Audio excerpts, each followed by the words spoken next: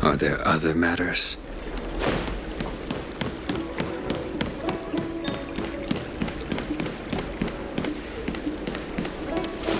Come on, draw already. Need your extractor cleaned or your star skiff serviced? I don't believe in ghosts. Hey,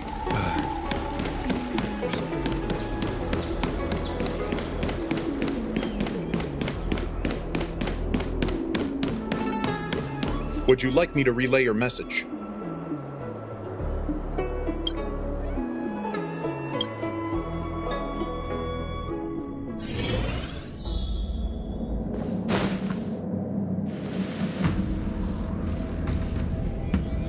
Can you wait a little moment? The Master Diviner will be here soon. She's temporarily taken on the General's responsibilities. Before meeting you, she must make the current situation known and fortify public spirit. This is her first real test as a General. I hope she can get used to things quickly.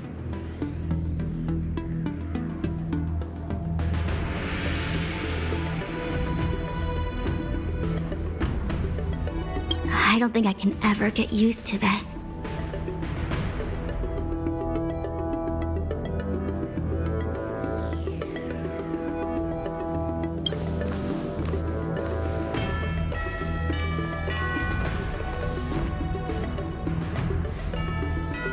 It's a pleasure to see you all here today.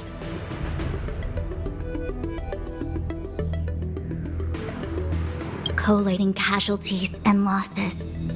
Dispatching forces to round up the remnants of the disciples.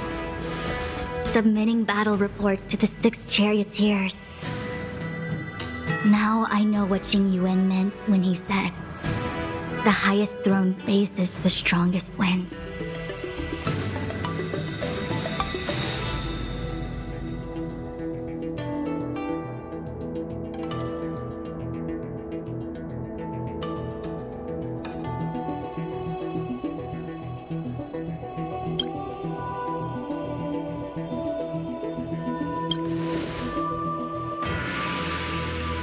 Generalship is no trifling matter.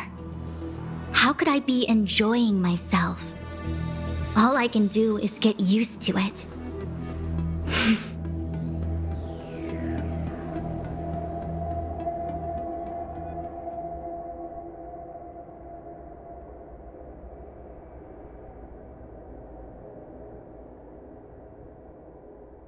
I think she's enjoying herself. Master Diviner, have you summoned us here just to sigh and complain? Of course not. On the contrary. I am eager to thank you all in my official capacity as acting general of the Luofu. Now that things have drawn to a conclusion, it is time to reward you.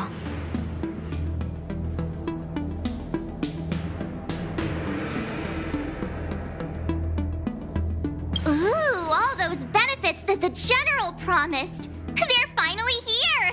Yippee! Yes. The Astral Express has braved great evil for the Luofu. Your devotion is evident. After discussions with the 6 charioteers, you are henceforth sworn allies of the Luofu. Within the Luofu's jurisdiction, you are to be treated with the highest standard of diplomatic protocol.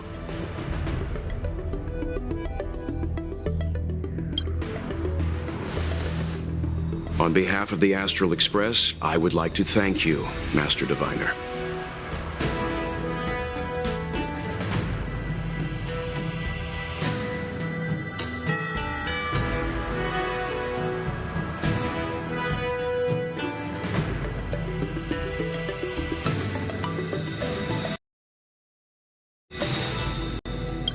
Wow, nothing tangible then?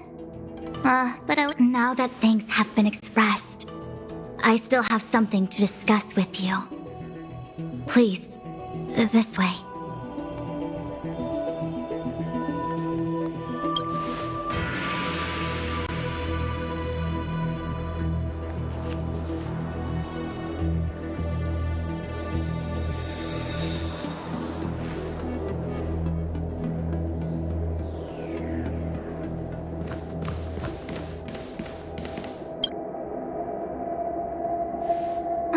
Seriously? Thanking us like that and then immediately sending us on another mission? It's not a mission. The Stellaron Crisis, the Disciples of Sanctus Medicus Rebellion, the Arbor's resurrection, not to mention the Antimatter Legion infiltrating the Luofu. All of these incidents need reporting at the highest level for investigation. It's just that, having been in the middle of everything, I'm struggling to keep an accurate perspective. I would appreciate if you could go through it all with me, so that I can reacquaint myself with a finer detail. So, where should we begin? It appears that Vantilia was the mastermind behind it all. The Xianzhou warred with the Antimatter Legion in the past, and ever since we have kept a watchful eye on their movements. Few could have foreseen the insidious tactics employed in the execution of their assaults. The Lord Ravager slithered in unnoticed, clandestinely plotting and machinating, and surreptitiously bestowed a Stellaron upon the disciples of Sanctus Medicus. This heinous act instigated an uprising aimed at luring the Luofu into a perilous trap of self-destruction. The present danger posed by the Legion clearly demands a re-evaluation. We should proceed cautiously. When the Ambrosial Arbor was severed by the Rainbow Arbiter thousands of years ago, the abundance became a taboo. Those within the Alchemy Commission, the original masters of the so-called Way of Immortality, were ruined at a stroke. The Commission became a shadow of its former self. Presumably, from that moment on, the seeds of discord for the disciples of Sanctus Medicus had already been planted. Some of them were willing to work with the enemy, acquiring a Stellaron from the Antimatter Legion to try and revive the abundance. They succeeded all right. But why would Fantilia's objective to be to realize their wishes? Those traitors gained nothing. They betrayed the Xianzhou only to become sacrificial offerings in the Lord Ravager's grand scheme. The Stellaron Hunters, we know just as little. But in the Matrix of Prescience, I saw a prophecy that Kafka received from Destiny's slave. Elio foresaw all manner of possibilities for the Luofu. Based on what Kafka knows, and despite everything being under the control of Elio, that prophecy is indeed the most beneficial future for the Luofu. The Stellaron Hunters walked right into our trap, and even gifted allies, in the form of yourselves, to the Xianzhou. That might sound self-interested, but I hope the feeling is mutual. Now that the future has come true, the Xianzhou has discovered the Legion's intentions, and with everyone's help, has imposed a crushing defeat on Fantilia. That we may. But as logical as things might seem, there are still many details about which we're uncertain. For example, how was the Stellaron brought onto the Xianzhou? And who sent it onto Scale Gorge Waterscape? How many disciples of Sanctus Medicus still remain at large? All of this is a mystery. Thus far, we've done our best. I'm submitting my report to the Alliance, and I've already got a plan in mind. All of you will feature in the report, but for the sake of Genuine, anything related to Xianzhou internal affairs will have names redacted. I hope you can forgive me. I was about to make the same request, Master Diviner. Since the Arbor's resurrection, I'm sure the Alliance will be poring over every detail of the report. I fear that if the Astral Express gets dragged into matters, leaving will not be an easy task. Genuine has committed quite a few violations this time around, and I'll have to deal with them one by one. Cloud Knight generals are all such a hassle. Before you leave, please make time to recuperate. If there's anywhere you'd like to visit, Feel free to take a look.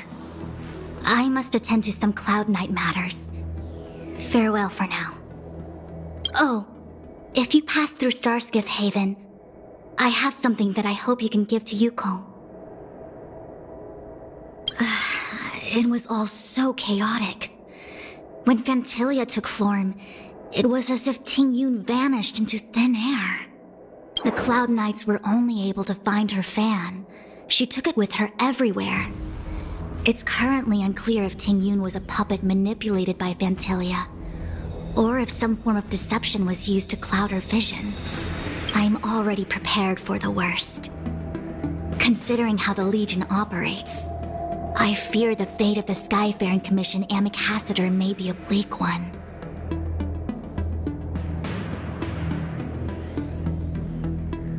As for how matters are handled with regards to Ting Yun, I believe it's best left to her Foxian kin. I have informed the Skyfaring Commission of the events which took place, and I think it would be best if you were the one to deliver this item to Yukong.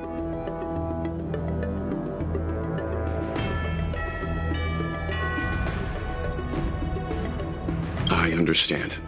Leave it with us.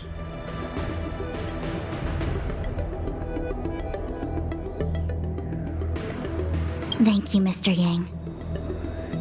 Now, let me take a look at my remaining duties for the day. It's quite the list. It's getting late. If you need me, I'll be in the Divination Commission Conclave Hall.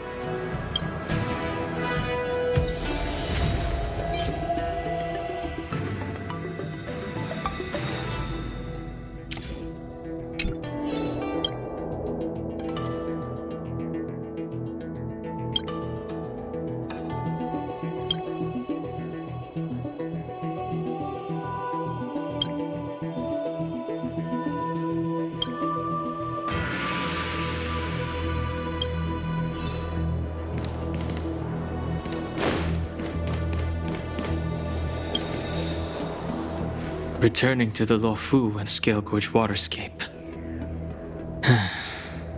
It's a surreal feeling. I left so determined. Who would have thought that circumstances would draw me back once more? I'll be gone very soon. Jing Yuan is still recovering, and the Cloud Knights won't protect me anymore. It remains to be seen how the 6 charioteers will react to my presence, but at least for now, I'm safe. I want to meet the current High Elder of the Vidyadhara. It seems I won't be able to cast off Danfeng's negative karma, so I'd like to learn more about his past. I want to find out what I can do to make up for his sins. If you're planning on an extended stay on the Luofu, I'm afraid I won't be able to join you. I'm sorry.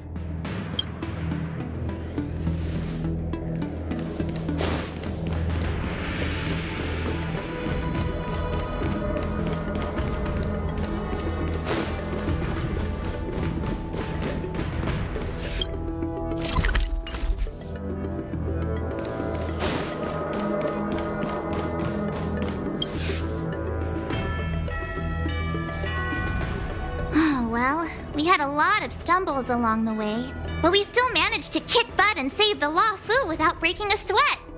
Feels kinda surreal. You don't sound very happy.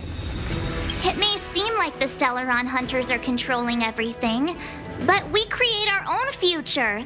No matter how powerful they are, they can't make a future that doesn't exist come true. Since showing up, we've saved a lot of people and averted disaster for the whole Xianzhou. Who cares whether someone or something was directing it? Be happy.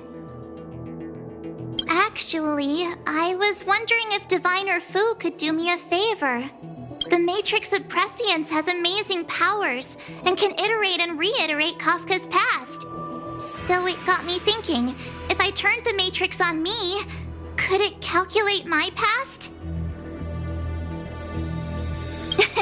Yup. When you're free, let's head over to the Divination Commission together and ask them for a favor.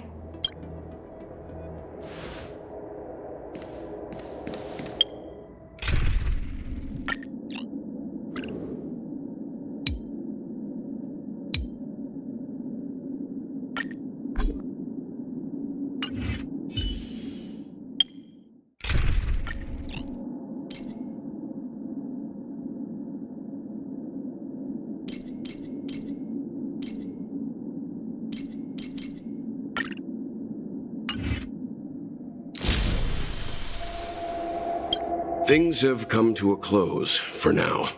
It's good that you came through unscathed. The Master Diviner asked us to pass on this item of Ting Yun's. I'll go to the Palace of Astrum and meet with Yukong. If neither of you has anything urgent, it'd be best if you came too. How am I gonna break this to Madame Yukong? Maybe she's already heard the news. Well, here's hoping the Matrix is accurate, and that Diviner Fu won't decline our request.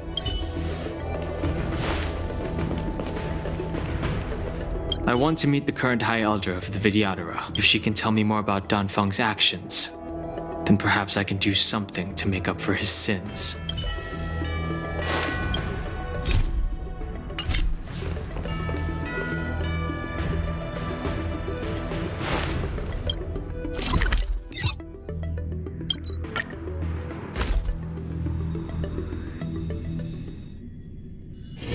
Let's take it in turns. You rest. I'll stand guard.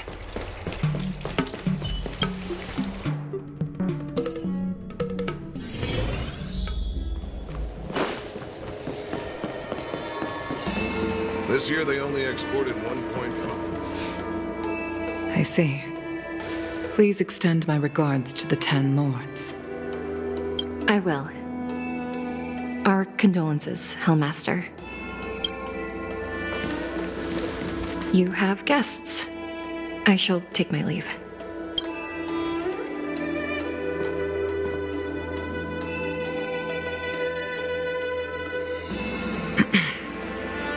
On behalf of the Skyfaring Commission, I would like to thank the crew of the Express for saving the Law Fu from the Stellaron crisis.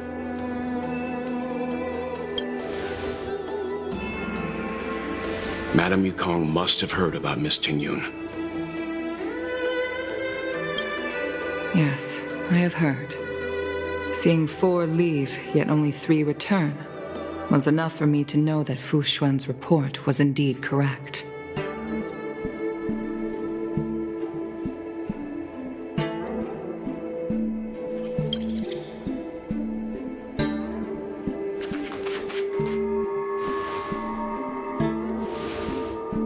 Ting Yun.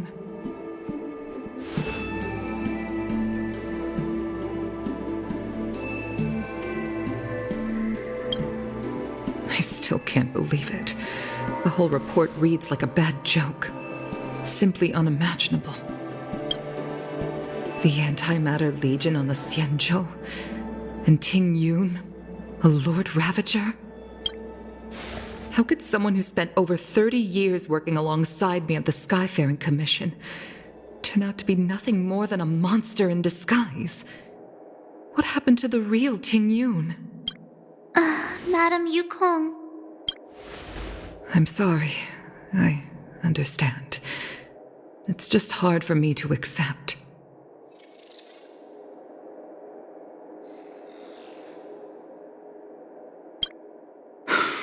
Thank you for bringing Ting Yun's belongings back to the Palace of Astrum. The Stellaron crisis has cost us too many comrades. Brothers, sisters, children. I'd like to invite all of you, as witnesses to this war, to a soul-soothing ceremony hosted by the Skyfaring Commission. Will you consider?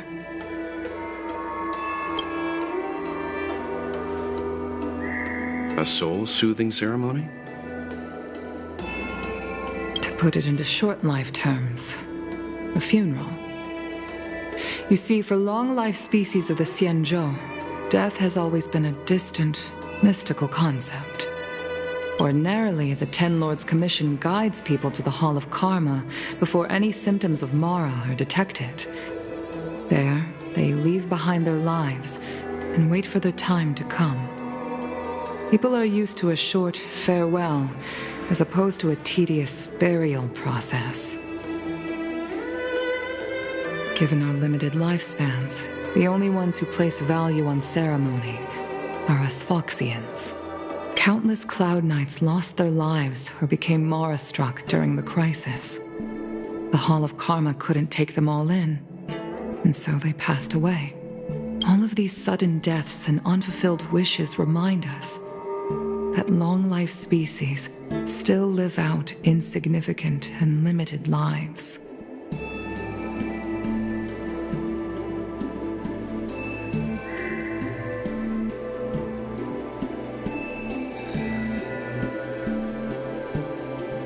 By combining Skyfaring Commission technology with Foxian ceremony, we honor those who have passed on. We place items of the dead onto star skiffs and send them out to sail between the stars, to shine brightly among them. It's not just to comfort the dead, those souls who can never talk with us again, but also to comfort their surviving relatives, close friends, and indeed all residents of the Xianzhou. It's also my way of saying farewell to Ting Yun. I know, I'm selfish. She may not have died a Cloud Knight, but she's still one of us here at the Skyfaring Commission. A victim caught up in a wider conflict. I'd like to hold this ceremony as a way of distancing the memory of Ting Yun from the Lord Ravager who tarnished her identity. I can still hardly believe it. I'll use my own methods to locate Ting Yun's whereabouts, but at present, This is the least I can do for her. I'd like to ask you all to witness this event with me. I've instructed Yan Ming to sort through Ting Yun's belongings. I hope you can pick some out to place around the star skiff. Leave this to us. We'll take care of it as per your wishes, Madame Yukong. Once again, my thanks to all of you. I've asked the judges of the Ten Lords Commission to ratify this soul-soothing ceremony, and have commissioned a special skiff at Stargazer Novalia for the ceremony. If you need anything, that's where I'll be.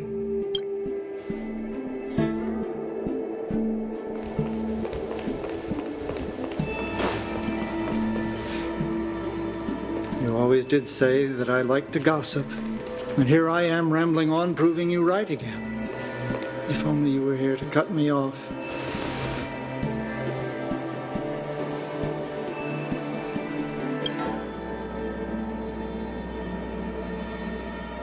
Oh, it's you. For a moment, I thought she'd returned. Did the Helm Master send you over? We're here to help sort out Miss Ting Yun's things. Madame Yukong wants to use some of them for her soul-soothing ceremony. Well, I've managed to get through pretty much everything. It's all in this box. Please, take your time.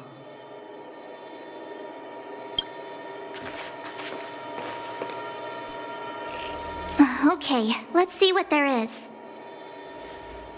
An Amicassator's seal, a small box, a knife, a bow, and something wrapped up tight. I wonder what this is.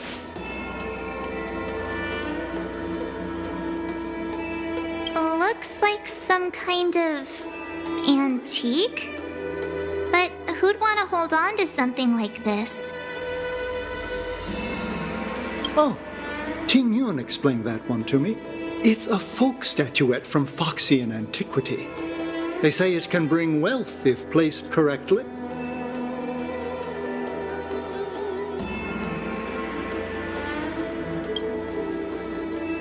There's also a note in the package. This is for you, Mr. Yan Ming. Wishing you fortune and success in every endeavor. Yan Ming, it seems like this is a gift for you from Miss Ting Yun. I remember asking her for one at the time.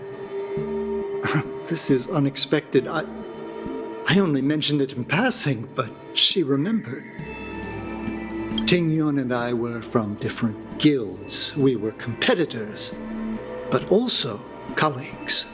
When we used to trade in other lands, we would bring back local specialties and distribute them among friends and other guild members. It became a custom.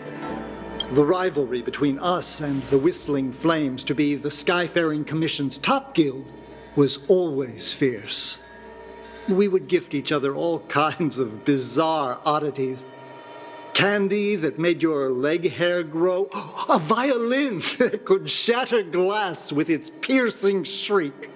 Oh, I was completely unprepared for this. I never thought Ting Yun would leave something behind for me that was so sincere and earnest. If I don't return a gift, I'll lose our little duel. But what could I possibly gift her back? Huh. Besides the seal, the knife, and the bow, none of this seems like something Miss Ting Yun would have kept. I thought she was more about jewelry and beauty. Could there be other things similar to what Yan Ming got? We should take a look. There's nothing else, except a handful of seeds. It looks like there's something printed on the bottom of the box. The Sleepless Earl. Let me think. Where have I seen that name before? I can't cook to save my life, but one thing I'm sure of is that's a kitchen knife. I've never seen Miss Ting Yun use anything like that to defend herself. It must be another gift that she never had time to send. There's an ad in the knife case. Spices Supreme. A room alley? Which store is that again? This bow. It's a good bow. It couldn't be meant for me. Could it?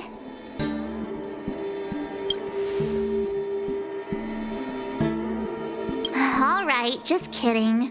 Just trying to liven things up around here.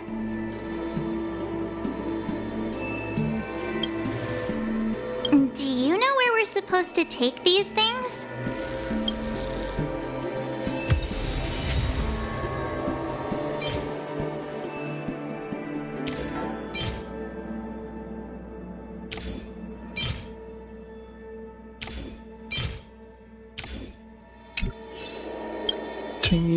Ting Yun, what am I going to get for you? If only you...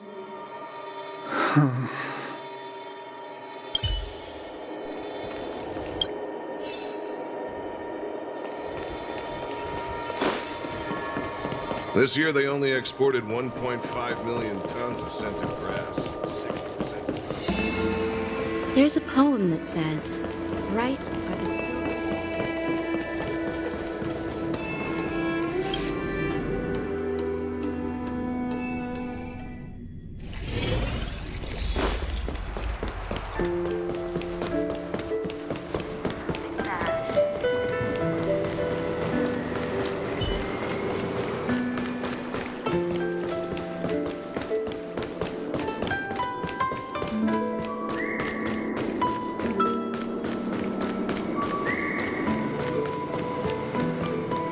The Sleepless Earl.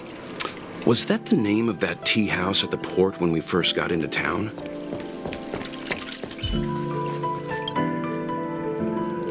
Welcome to the Sleepless Earl. I'm the owner here. The name's Ming Ming. How many of you are there? Which tea would you like today? Oh, this is the tea Miss Ting Yun promised to get for me. She really went to another world for me. She's incredible. When I took over this tea house from my parents, I thought I'd shake things up by creating a new tea product. Famous brews like Whale Tide Spring or Vegetations in the Alchemy Cauldron have been around for millennia, and imported mixed teas have also found a niche. Introducing a new product into the industry is really hard. Miss Ting Yun came to the tea house one day and heard about my troubles. She said she could find me a brand new strain during her travels. One that nobody on the Xianzhou had ever tasted. I just thought she was trying to cheer me up. I never thought she'd actually do it. Where is Miss Teen Yun today? Yes. Now that the crisis has been averted and the ports are resuming operations, Miss Ting-Yun has been dispatched on business with the Skyfaring Commission out to other worlds. Oh, really? Well, that's a shame. Well, hold on a sec. Based on her suggestion, I improved the Whale Tide Spring, Emerald Hills, and Dawn Dew strains to make a new variety with a sweet, long-lasting taste. I called it Ting Yun's Blend. Seeing as she can't enjoy it right now, I'll have to invite all of you to try a cup.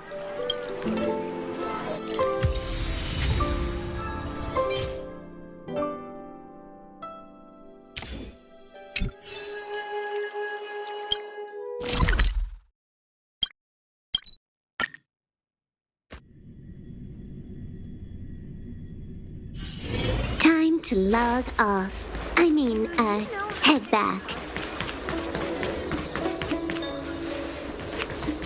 The Wafu is famous for... Oh, how's it going? Did you take some time off? See any more of the Xianzhou? Isn't that the place on Aurum Alley over in Exalting Sanctum? All the foodies go there. What about it? Planning on treating me to a feast? It's the main commercial street in the Exalting Sanctum, although it's a lot quieter since the whole Stellaron crisis thing. Tourists fresh off the Starskiff always head to Starwatcher Avenue in Starskiff Haven. It's one of those bustling tourist streets. But if you want the real deal on local snacks, you've gotta get to Aurum Alley. I've marked it out for you on your map. Whenever I'm tired of Celestial Jade or slacking off, I head over for a bowl of Granny Chen's tofu. Darn it, now that you've brought it up, I suddenly don't feel like clocking in for work anymore. The Wafu is famous for its...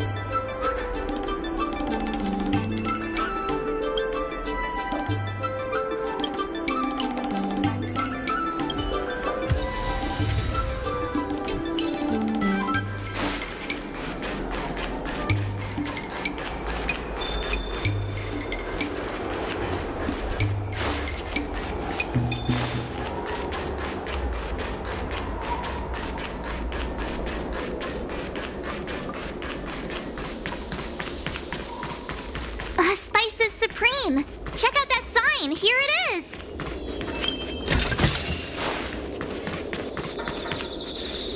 Aaron Express.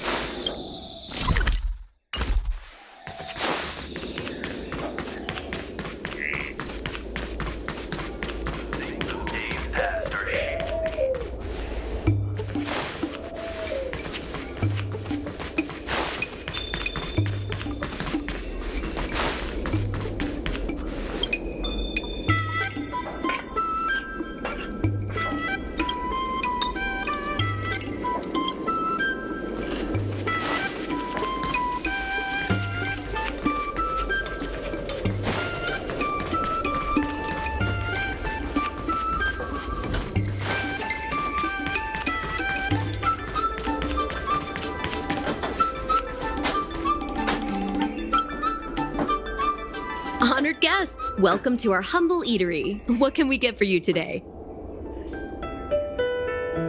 Something from Miss Tingyun for me? Oh, what a precious person she is. A sweet thing like her, gifting me a kitchen knife. When she first ate here, I told her my motto: you can't better your own food unless you taste it. Then she got me to talk about my hunting and cooking experiences out on other worlds. She was captivated. She pestered me about dish after dish. At the end, she mentioned she wanted to get me a gift: a sword for a hero and a knife for a chef. That's how she put it. She probably came across some rare mineral and forged it by hand. Look how sharp it is. I bet it'd cut straight through a Thalassa titanium terrapin shell. Miss Tingyun is too kind. Who among the Aram Alley vendors hasn't been spoiled by the generosity of Whistling Flames? Her grand fare puts small merchants like us in touch with big intergalactic vendors. If we're talking gifts, it's us who should be gifting her something. Oh, I heard the trade port is open again for business. Miss Tingyun must be real busy, right? Miss Tingyun couldn't tear herself away from work, so we've had to gift this on her behalf today.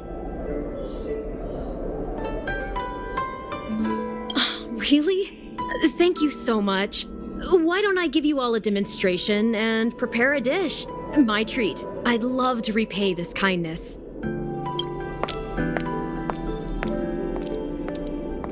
Oh, speaking of which, it was our chili beef offal stew that first attracted Miss Tingyun to our restaurant. It's spicy, sumptuous, and guaranteed to get the mouth watering. Not even a girl as refined as Tingyun could resist the temptation. About that bow, I think I know who Miss Tingyun intended to gift it to. Mr. Yen Ming said an ambassador will return with a gift for a trusted colleague. The person who Tingyun trusts the most is Madame Yukong, right?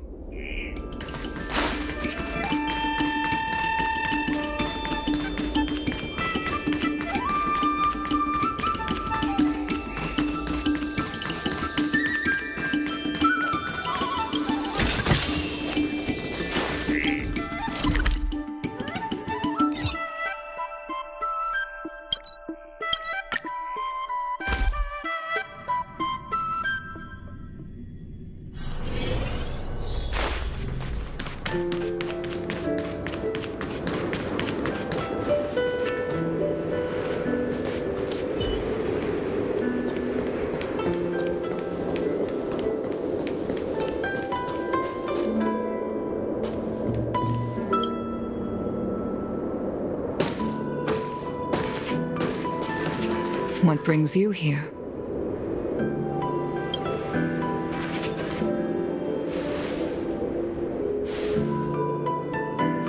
This bow. Did Tingyun pick it out for me? She understood my pain. It's a shame I can no longer do anything for her. 30 years ago, I fought in a terrible war. My comrade and I set sail together, but only I returned. The scars of that war never truly healed. Still, the Law Fu traced out its arc of recovery and continued to trade. I felt tired of voyaging, like I'd lost the courage to pull on a bowstring ever again. I hid away in the Skyfaring Commission and buried myself in work, never wanting to see the sky again.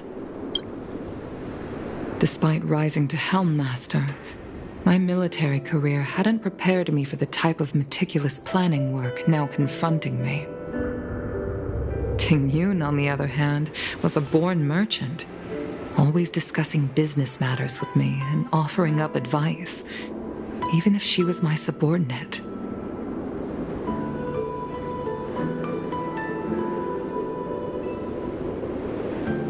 She never fought alongside me on the battlefield, but in her own way, she became a comrade in arms. Without the help of Ting Yun and the Guild, the Law Fu would not have been able to recover in the space of just 30 short years. I used to think that the Xianzhou had changed with the times. Geniuses like Ting Yun were the future for the Skyfaring Commission's next generation. They would bring prosperity to the Law Fu. I was only ever suited to the flames of war. I was wrong. Only when the last minions of the Antimatter Legion are wiped out will I become useless to the Xianzhou.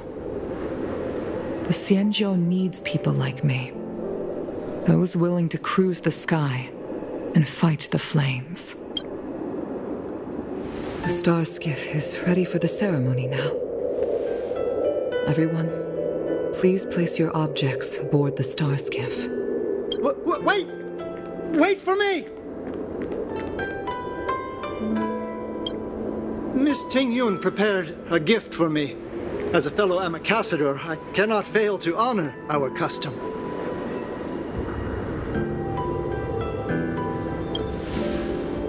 Yan Ming, what is it that you've prepared? I've brought a paper kite. I know it may seem simple compared to the precious items that Ting Yun gifted others in the past, but it has a deeper meaning. I heard that Foxians have a tradition where paper kites are used to comfort the souls of pilots who can no longer take to the skies. Ting Yun and I were never pilots in the strictest sense of the word, but we spent much of our lives out among the stars. For her to be able to take wing once again would make her very happy.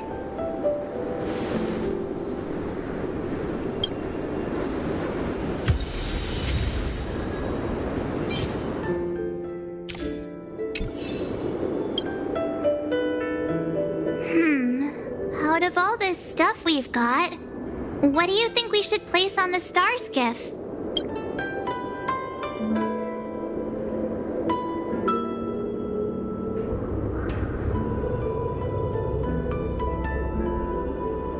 This is the tea that Meng Ming has made, especially named after you.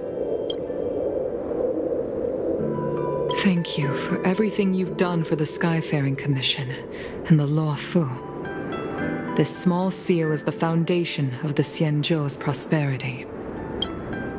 This is a gift from Miss Yensui on behalf of all the restaurants on Arun Alley. You're going to love this. This time, we needn't compete. Go. Fly on to other distant worlds. The Skyfaring Commission shall never forget you, Ting Yun. I will seek out the truth. And if it is discovered that you were taken from us, I swear to avenge your unjust end. It is time for the soul-soothing ceremony. Please make your way to Earthrise Agora in Starskiff Haven.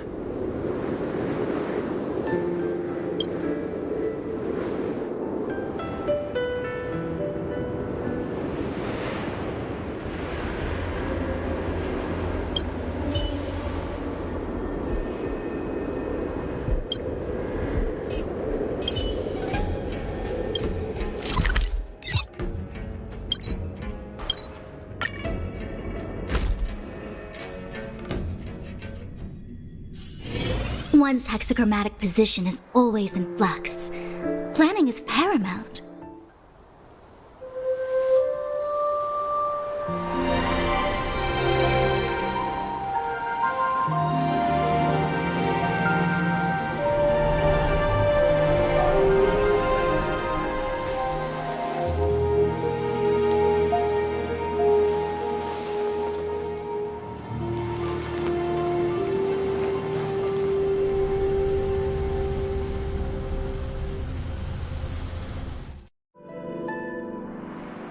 General, the ceremony is finished. You should take a rest. Not yet. I have things I wish to convey to my astral friends. My apologies I couldn't get to you any sooner. Yan Qing made sure that I was fully recuperated. Before you leave the Luofu, there are 2 things I wish to gift the Express. 2 gifts? Has his conscience finally gotten the better of him? Is he going to make up for all our hard work along the way? Please, let us reconvene at the seat of divine foresight.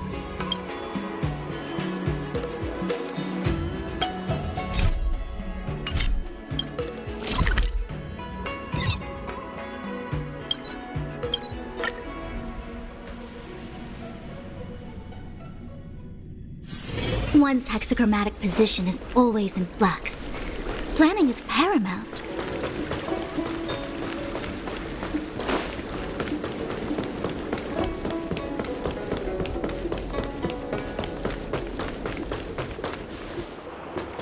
Would you like me to relay your message?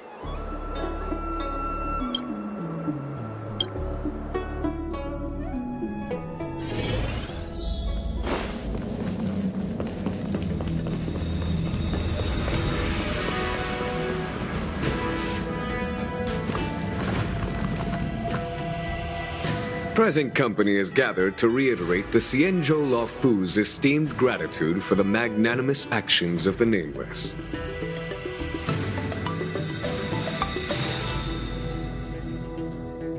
I am sure Lady Fu has given voice to this already, but the Luofu is greatly indebted to you.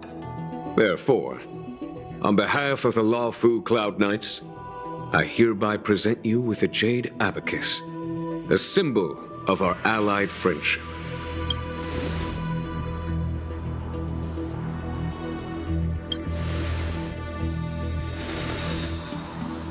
Back when the Alliance was first established, all those thousands of years ago, the Xianzhou ships swore an oath, etching the record into a jade abacus. The world may crumble, and the heavens may fall, but this oath shall never be broken.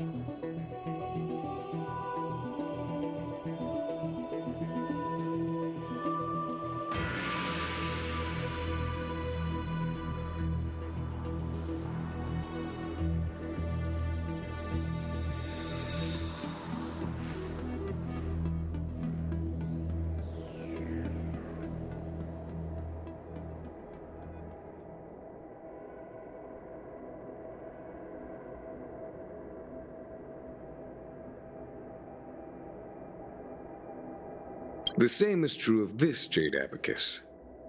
It is a record of the Lawfu Cloud Knight's promise to the crew of the Astral Express. It is also a beacon. Grip it tightly, and it will send a message to the Jade Abacus here in my hand.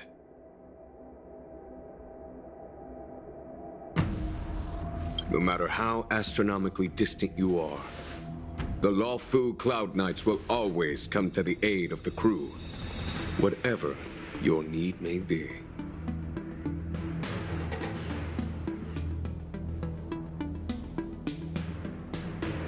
Wow, now that's what I call a payoff. Of course, I trust that such an important article will not be used for trivial or inappropriate circumstances. I hope you can understand. Yep, got it. Say no more. Sure thing. Thank you for your generosity, General. Don Hong. General. In accordance with the Edict of the Ten Lords Commission, I am hereby authorized to relieve your banishment decree.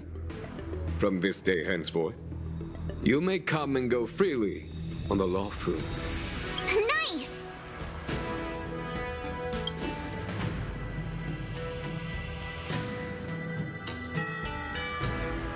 But I must remind you that the crimes of Don Feng have had far-reaching implications. And some people, such as those in Scale-Gorge Waterscape, will not be much moved by the issuance of a paper edict. While I can guarantee your freedom to come and go as you please, I cannot guarantee your safety. Again, I hope you can understand. I understand. This issuing of gifts brings with it a sense of relief. Even my wound is feeling much improved. The occasion calls for a line or two of poetry. Though I feel my efforts would be overshadowed by the erudition of Lady Fu. Another time, perhaps. The Express and its passengers have a long voyage ahead of them. May that voyage be smooth and untrammeled.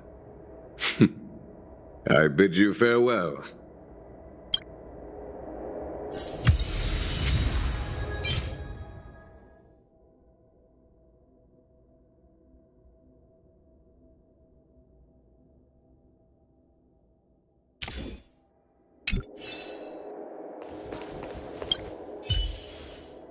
So soon? I wanted to help the General, but things didn't turn out how I wanted them to be.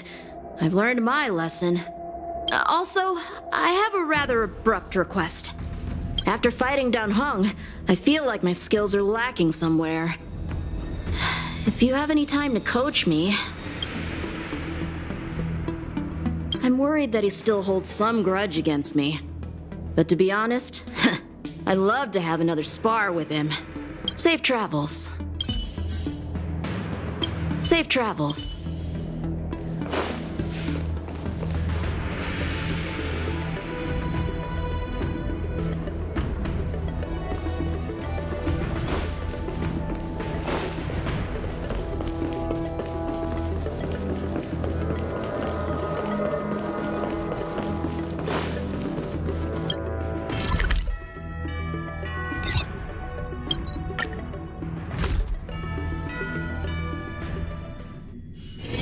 One's hexachromatic position is always in flux.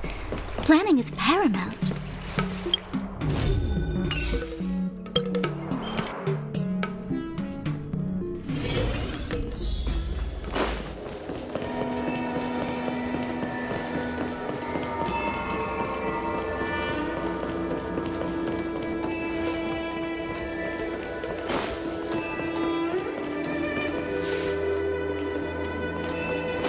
My home planet made its fortune through the mining industry.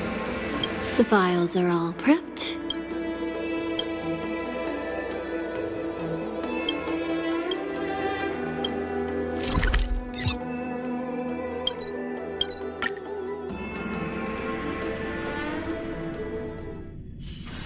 One's hexachromatic position is always in flux. Planning is paramount.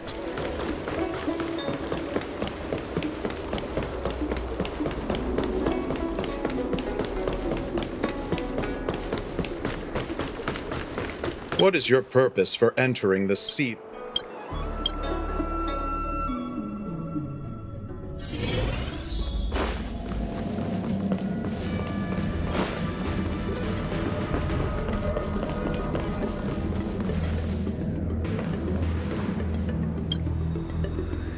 Himiko messaged me. The Express detected the Jade Gate's reopening. She asked whether we'd be heading back anytime soon. She was also asking after you, Danheng. I think it'd be best if you update her in person, don't you think? She must have been worried. I'll return to the train and put her mind at rest. Himeko must be eager to hear about what we've been up to on this mission too, right? Hang on. Oh, how could I forget?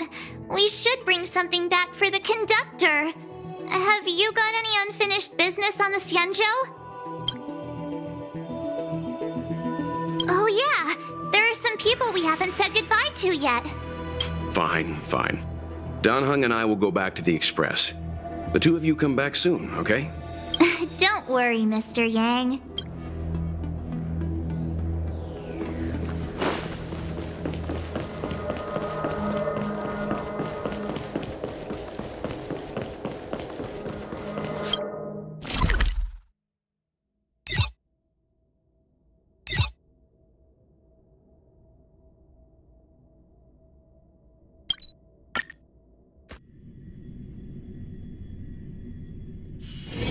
One's hexagrammatic position is always in flux.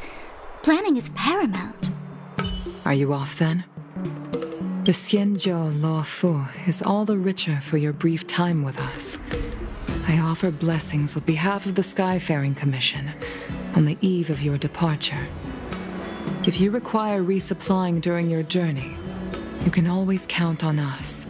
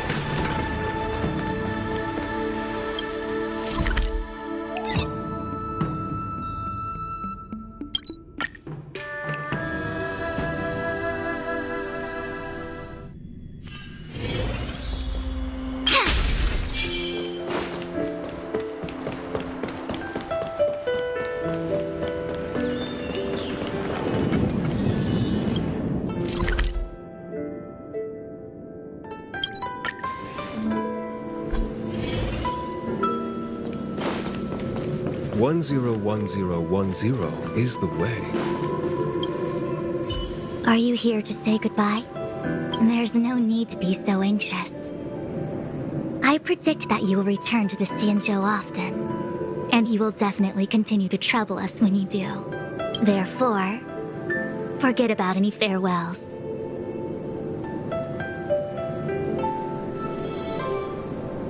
All right, okay, I understand. I wish your travels be fleeting of foot, and may your crises be effortlessly resolved.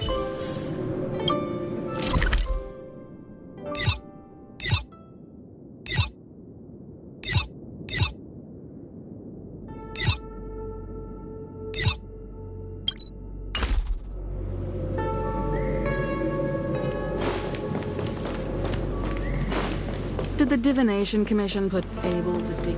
Imagine if the Divination Commission could predict how likely a person is to commit crimes. Is the way.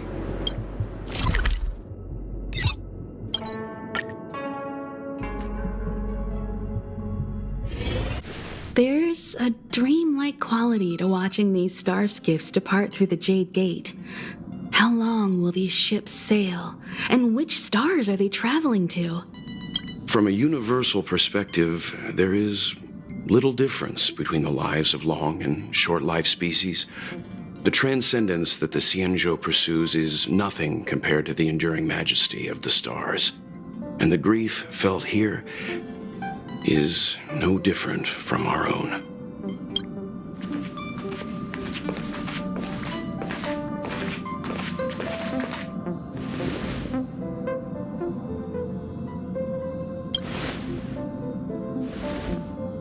you're back. Himiko and I were just discussing our journey. This little excursion has reached its conclusion. All things must come to an end. Still, some endings spark a new beginning. Next time, I think I should be the one trailblazing with you guys. Welt can stay on the Express. Since when did the work roster just change like that?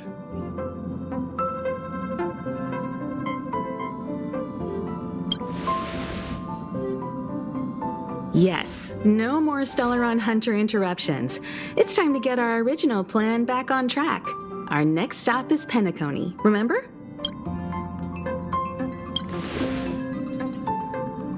The Express's records show that Penacony was a prison planet used by the IPC to exile criminals. At least, it was at the time of recording. However, following a Stellaron burst, the planet fell into the arms of Shipe.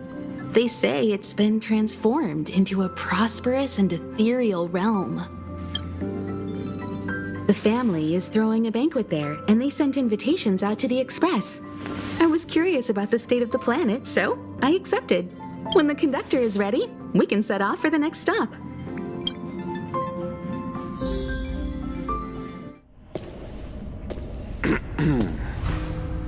All who enter here are either jailers or prisoners. Which are you?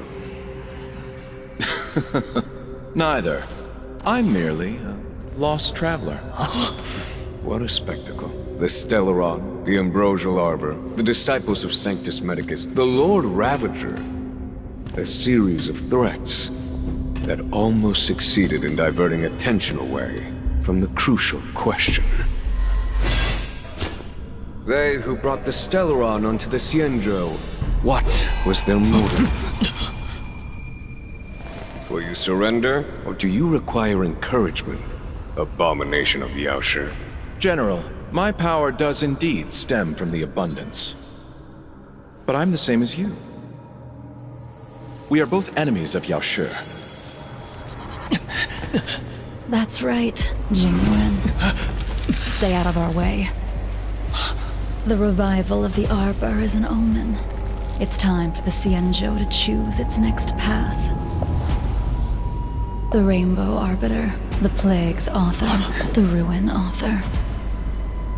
This is a chess game between eons. If you don't stand with the winners, you stand to lose. And this time, we will put the abundance in their grave.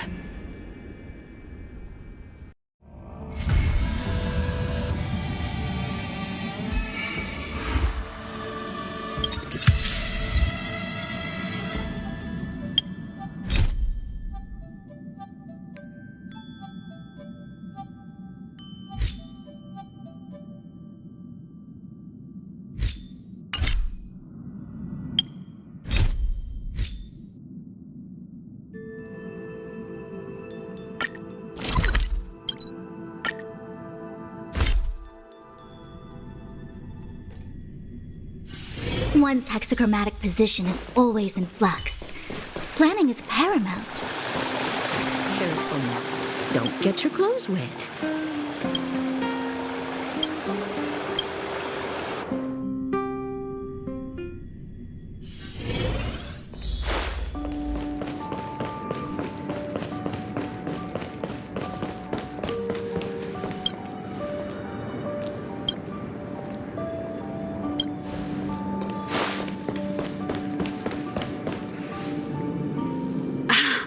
There's plenty of precious stuff in here. You aren't looking for treasure in the museum while pretending to volunteer, right? No, I'm not. Oh, what's this gadget? This monitor and this keyboard. Is it an automaton remote control terminal? See, there's this piece of paper here. It says Pena Sergeyevna. Is that the owner's name? Sounds a bit familiar. These are all relics, sis. Please don't touch them. What if you break something?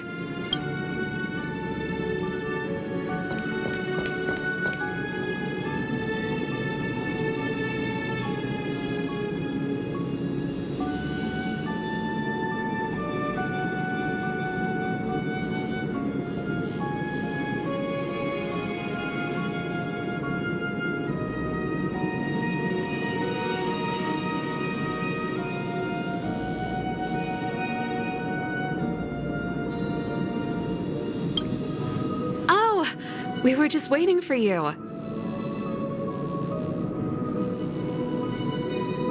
Long time no see. I wanted to talk about this in our chat group, but Sis won't have it. I'm sorry you had to run all the way out here. That was Serval's idea. She said it needed a level of secrecy. I happened to be helping out at the museum, so we both ended up waiting for you here. Actually, I want to talk to you about our little Lynx.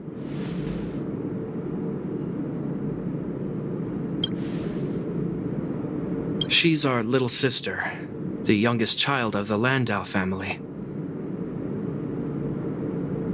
She just came back from a scientific exploration on the snow plains, but she seems really out of it, almost like she's worried about something. And she won't tell us what happened. We're really worried and want to help, but we don't know where to start.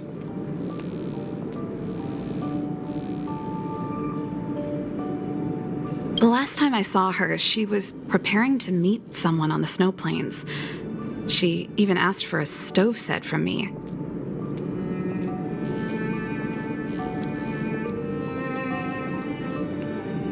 But no matter how Gepard and I asked and probed, Lynx simply refused to tell us who she was going to meet.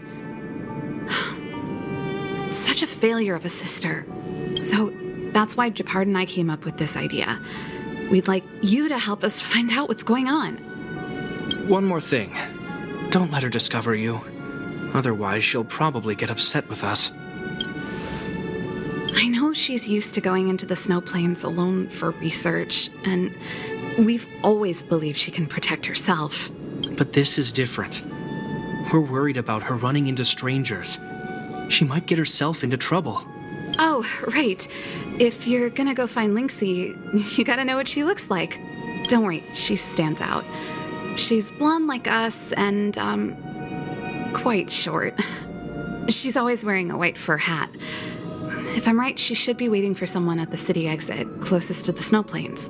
We're putting our dearest baby sister in your hands this time. Let us know immediately if anything happens. Thank you.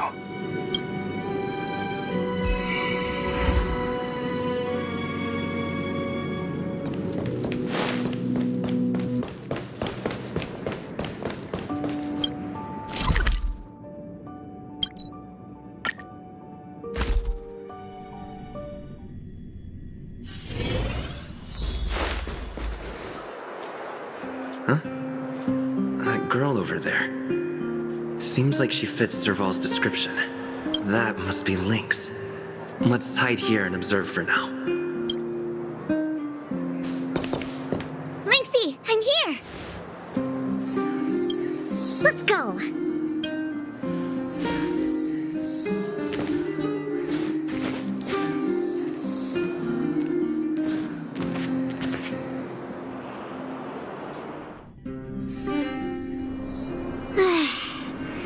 I never knew how long it took to get from the administrative district to the snow plains. So much snow. Even in the northern mountains, it wasn't like this.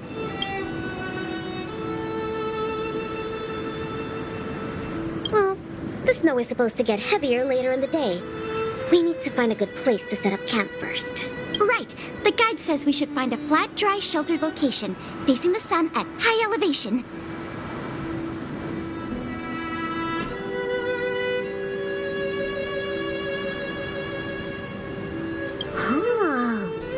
You remembered all that? I expected no less from you. Well, we'll just keep moving and see. The place has to be convenient enough for us to observe the aurora, too. Thanks, Lynxie. I'll leave it to you, then. I'm gonna follow right behind you. Flat, dry, sheltered, facing the sun, high elevation. And we need to be able to observe the aurora. And this is going to be difficult.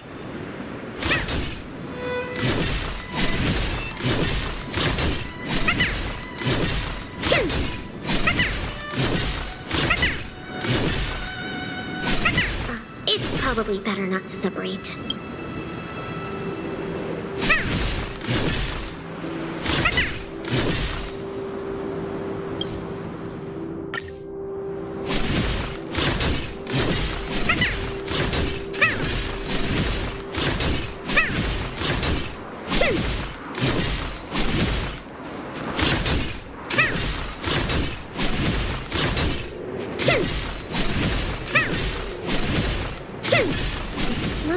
good view.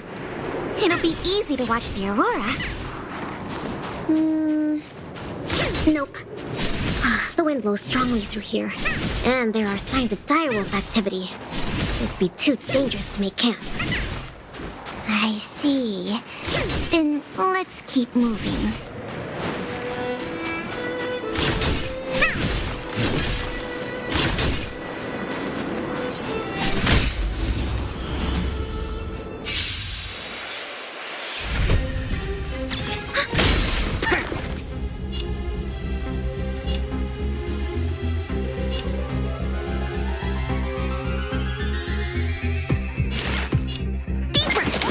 Thanks for the support.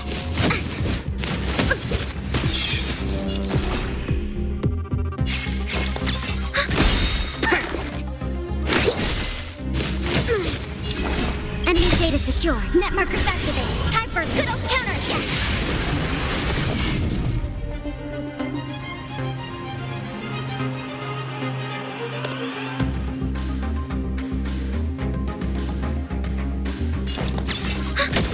Commencing cut. Flat, dry, sheltered, facing the sun, high elevation. And we need to be able to observe the aurora. And this is going to be difficult. This area is sheltered and facing the sun. Plus it's flat ground, but...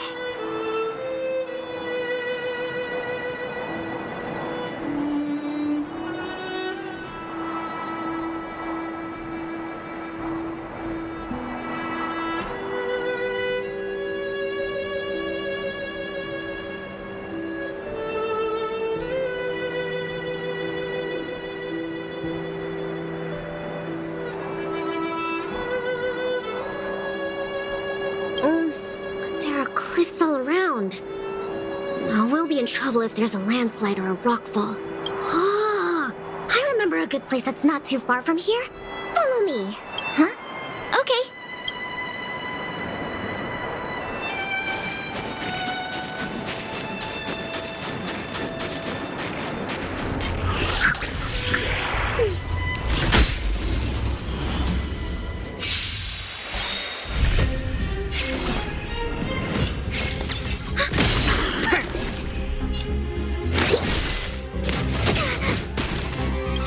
To travel far away.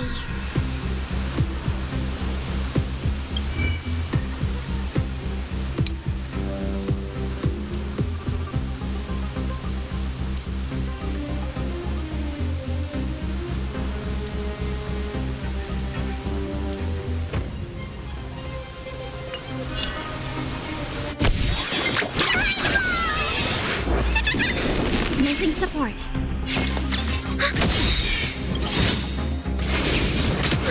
Enemy data secure. Net markers activated. Time for a good old counterattack. Enemies ready for another?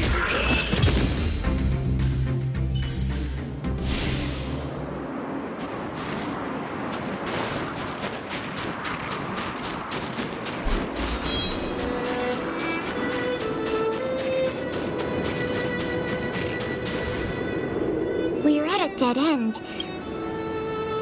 Linksy, are you sure this is the place? Yep.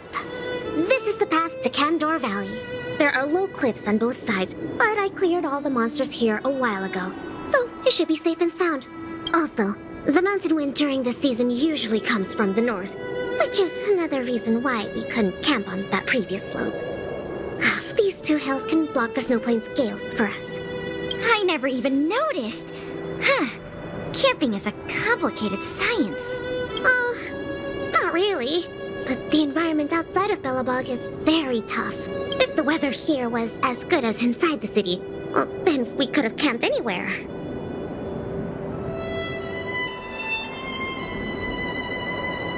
That's true. I hope that becomes a reality one day. Only problem is, the view here isn't great.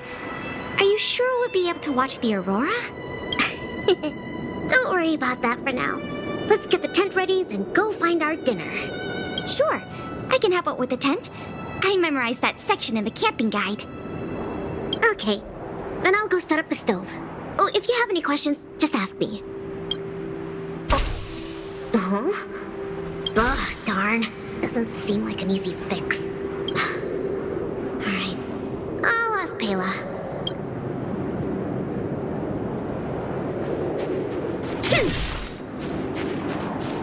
Weird. That's what the guide says. Hey, Lynxie, come and have a look at this. I did everything according to the guide, but the tent's still wobbly.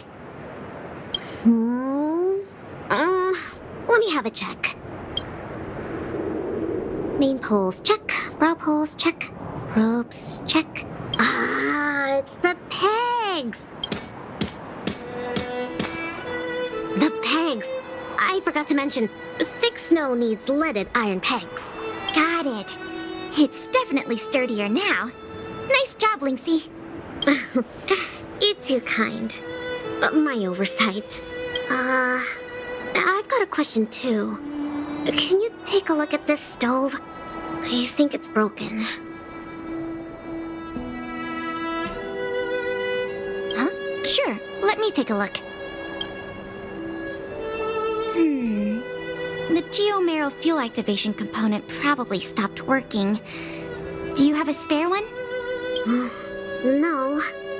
Serval told me this was a brand new stove. Did I bring the wrong stove? Does this mean we have to make a fire with geomarrow? I specifically got this stove from Serval. That's okay. These components are really common. Maybe we can find a spare one in the ruins around here. You take it easy. I'll see if I can find one. Oh, and I'll keep an eye out for food, too. I'll come with you. Finding food is easy, but finding that component is gonna be hard. We'll do our best. If we can't find one, we'll just do what your guide says and chop wood to make a fire. Oh, actually, I have some spare chunks of geomarrow.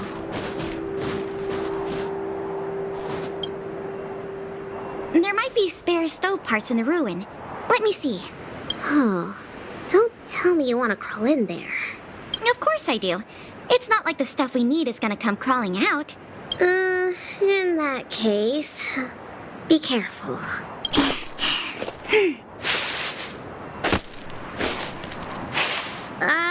Did you find anything? I didn't find any components, but I got this. I don't know if we can still eat it. It hasn't decayed. It's edible. Really? It's all thanks to the eternal freeze. We can eat raw fish from 700 years ago. 700?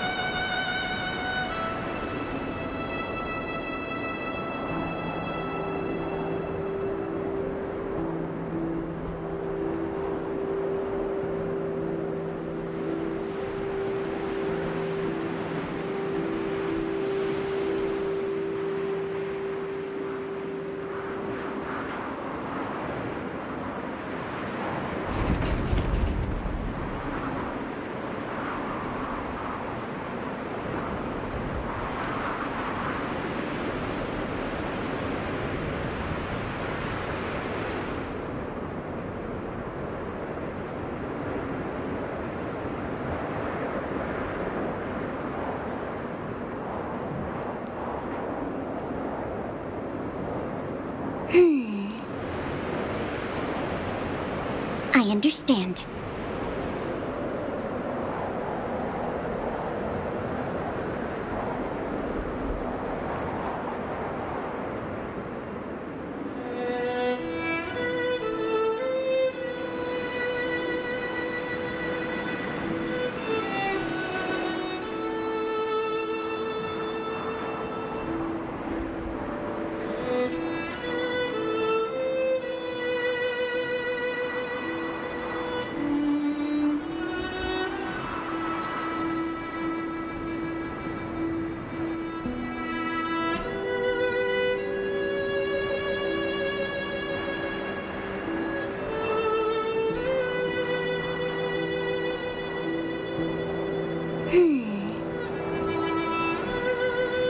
I understand.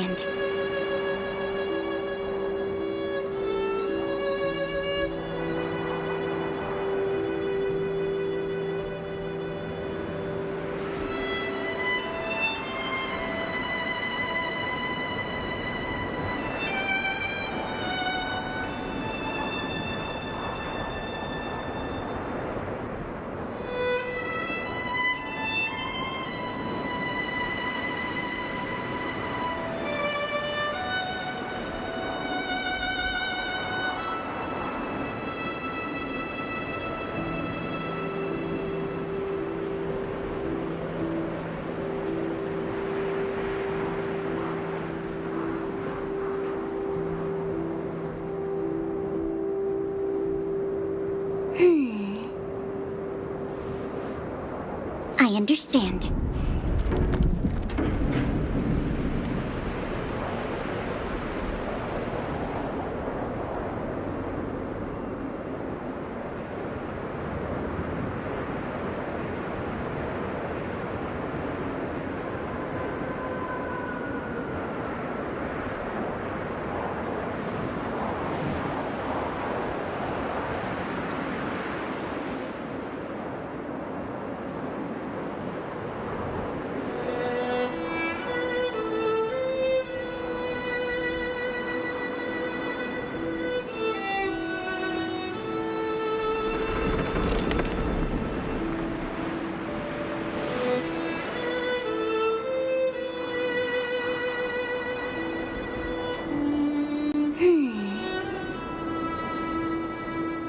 I understand.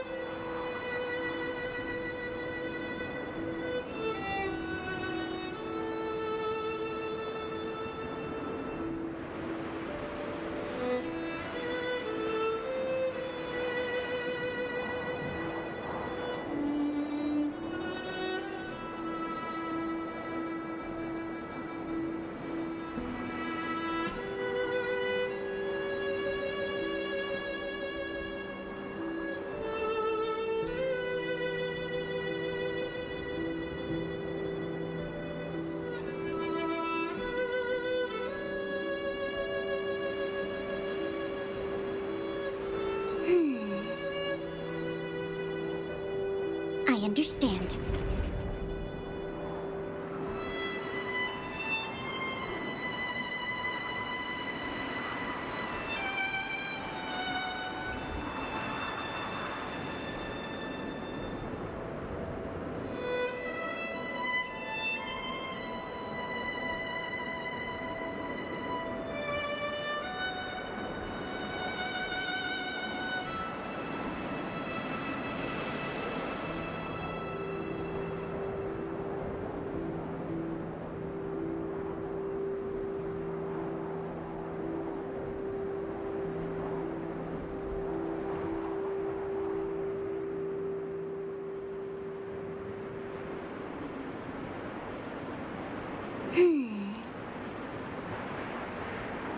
I understand.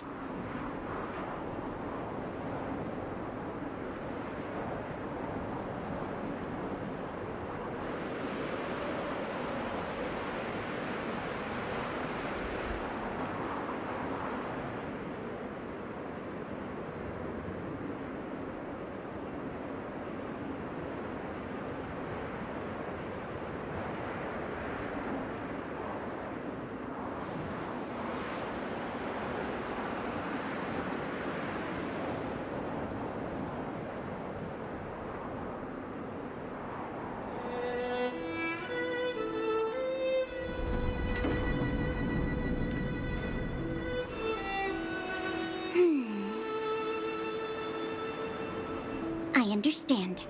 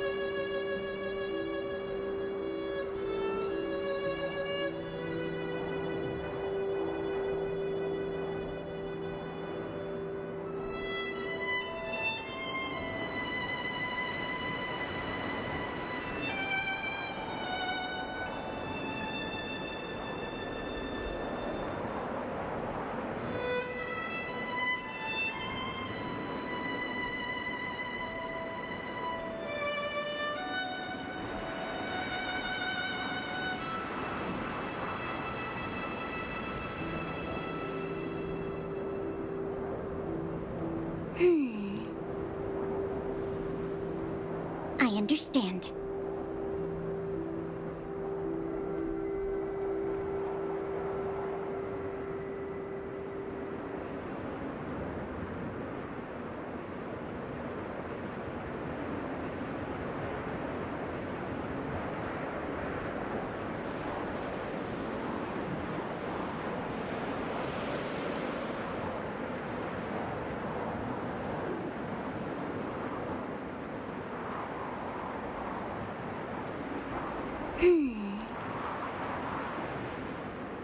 I understand.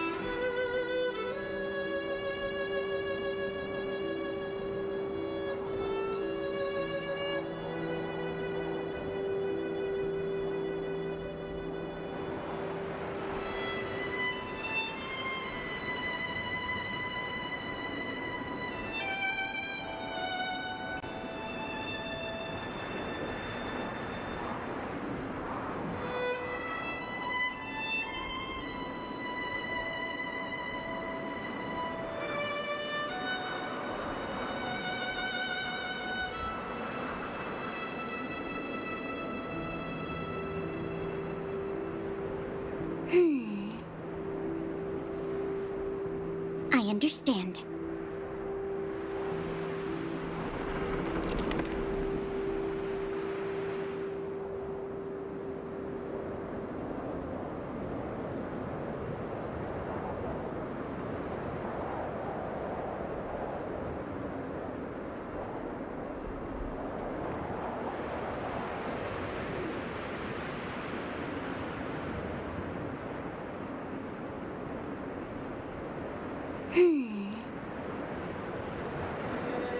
I understand.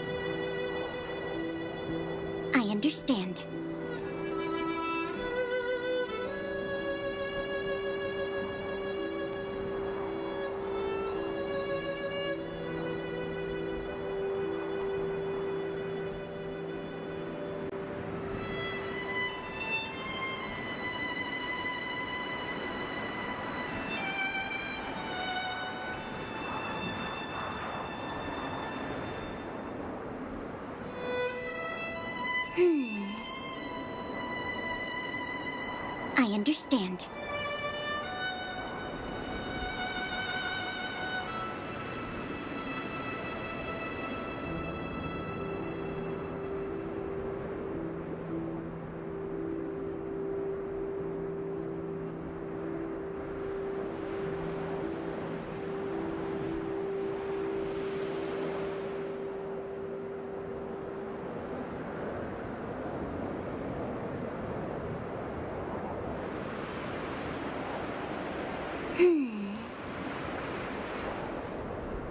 I understand.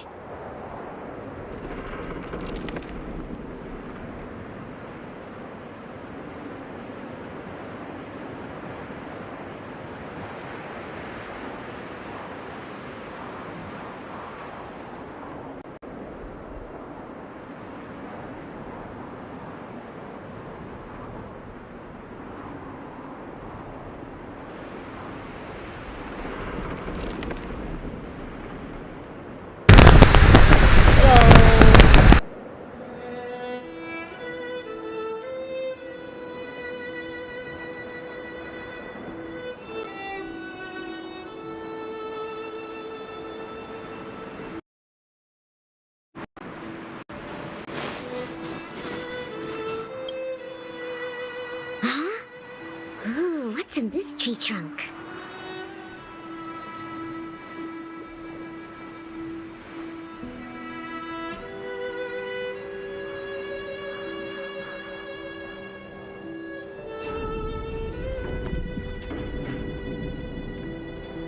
You found something? There's food in here. Really? There.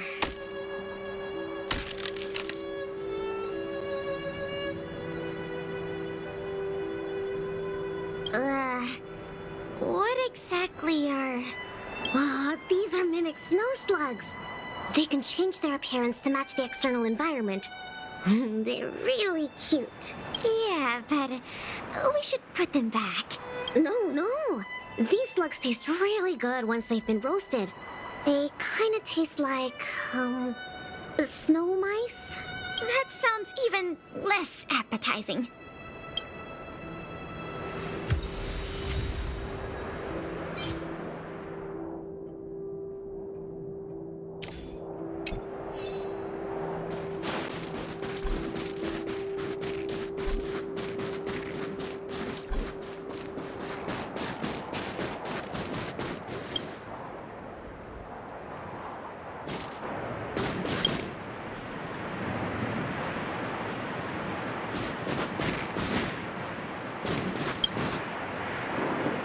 There's something in the snowdrift.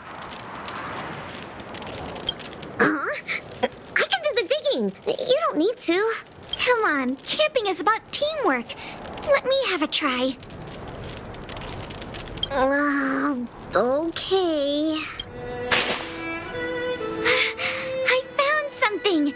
Is this a radish? Ah, yep. That's a snow radish. They're really sweet and tasty.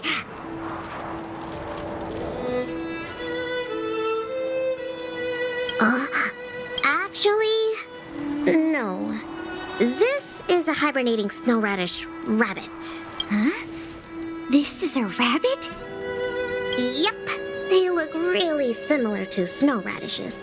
Their ears look like the leaves and their body looks like the radish bit. When they hibernate, they cover themselves with dirt, just like real radishes.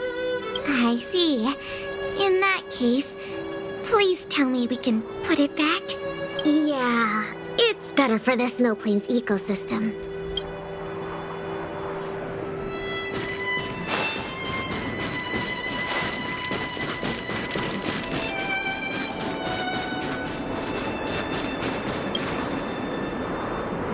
This crate looks promising. Maybe there's spare stove components inside. Well, let's open it up then. No, don't worry about it, Lynxie. I'll manage. Are these sausages? Sure looks like it. And they were probably placed here not long ago. Could it be the Bellabog caveman's food? Bellabog caveman? Wow, it's a legendary creature. It looks like something between a man and a monkey, well, roughly the same size as a man, with dark blue hair. Its activities are very mysterious, and no one in Bellabog can find concrete evidence of its existence.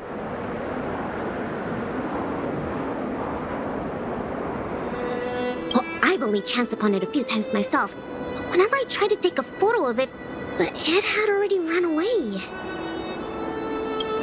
I feel like these sausages might constitute a great Bellabogian scientific discovery.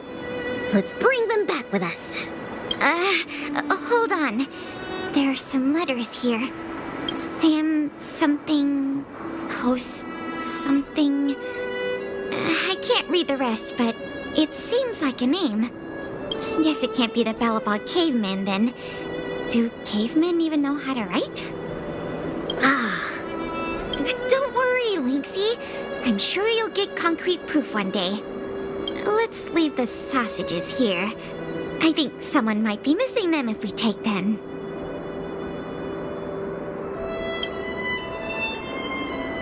Well, I think we've searched through everything here. Let's head back, Pela. Okay. I feel bad that we didn't find a spare component. Oh, it's fine. We'll just light a fire with geomarrow. Let's go back and have some food. Pela? What's up? We don't really need that stove to cook. I know, but since we're looking for food, I figured we might as well try to fix the stove.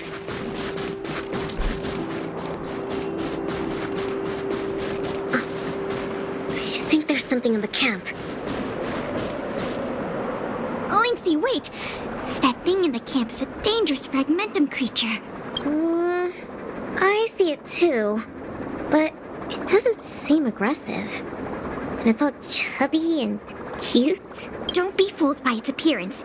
About 20% of our Silvermane Guard fragmentum losses are a result of chasing this creature. We haven't figured out everything about it yet, but there's one thing we're sure of. They have the power to control people. We need to be careful.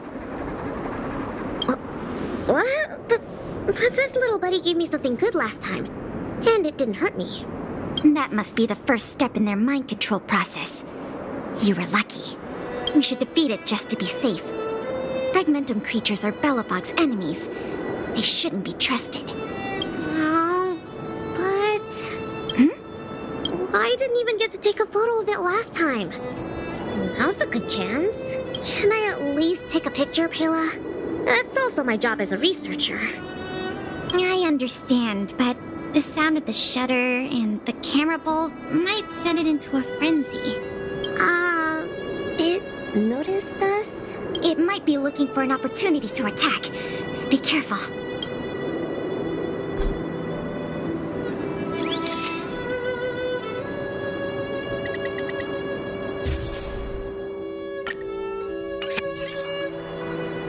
Finally got a picture. It disappeared. Lynxie, be on the lookout for an ambush. Oh, don't worry, Pela. That's the nature of these little things. They disappear in a flash when they get scared. Well, that's my conclusion from my long-term observations. As for those lost guards, maybe they were chasing these little creatures and couldn't find their way back. Sorry. Maybe I was overreacting. Oh, don't be sorry. It pays to be careful. Anyway, crisis resolved. We can now make some food. Huh?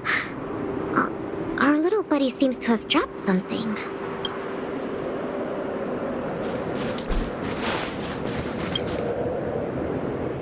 Huh? This is... Awesome! Lynxie, look! It's a Geomarrow activation component! I never thought we'd find one here! What about you, Lynxie? Did you find anything good? Nothing. Just some old stuff. It's great we finally found the component. Let's go fix the stove. Huh? Lynxie, is something the matter? Nope. That's all your imagination. Oh, why don't you take a break? I'll have a look at this stove.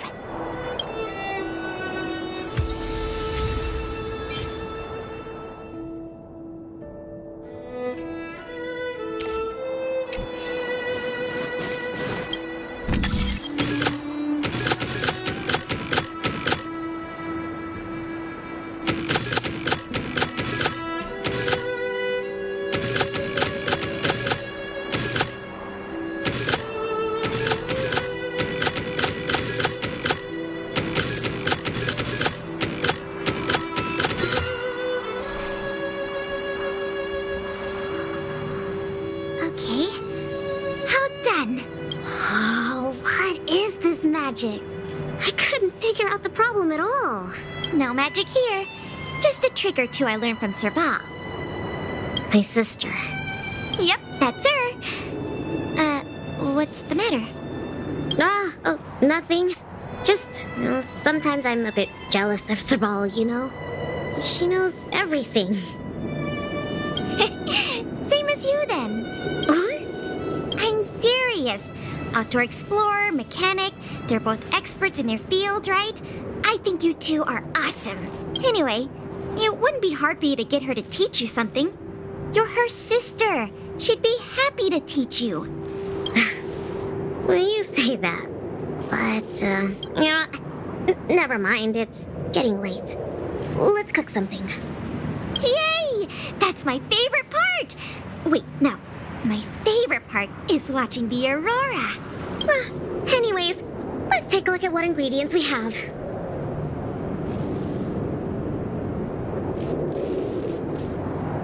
Every ingredient has its own effect, and combining them will create unexpected results. Ooh, what kind of effects are they gonna make? Let's just give it a try.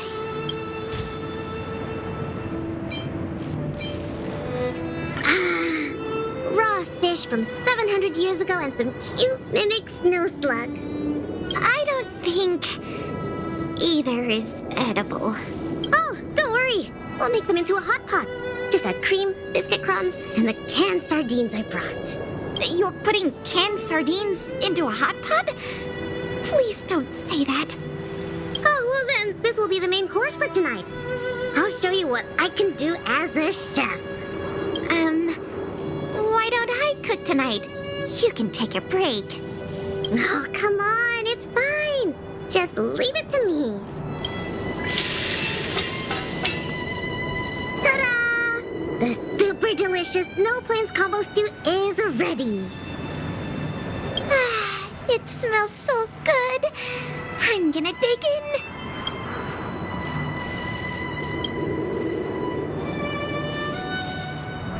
I'm so full. Guess now we just wait for the light show. The aurora I should start soon. Before that, let's just chat. Pela, why did you suddenly want to come camping? Huh? Well, aren't you always saying how you just want to lie in bed when you get off work? Sorry. I hope this trip didn't surprise you. No. I mean, sure, I'm not the most sociable of people, but I love camping with a good friend.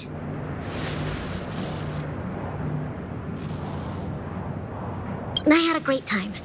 It's been a lot of fun. Oh, you're always like this. Even on this camping trip, you keep trying to do things. You really don't need to. Just leave it to me. Camping is about relaxing.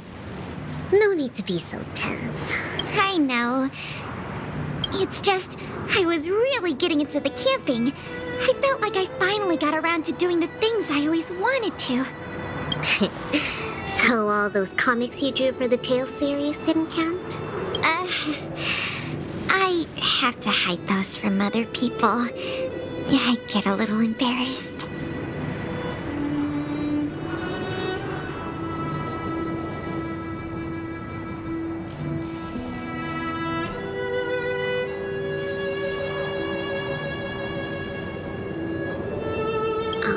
You care about other people's opinions too much. I suppose. I wish I could be more like you.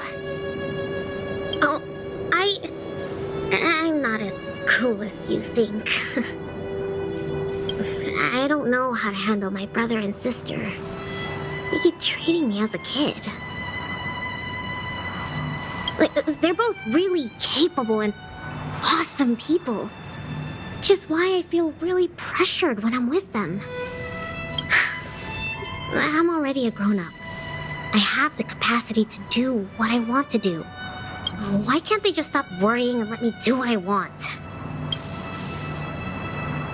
That's how families are. Sorry, I shouldn't talk about this. I was getting carried away. It's okay. It's not like I even know what she looked like. So, when's the Aurora due?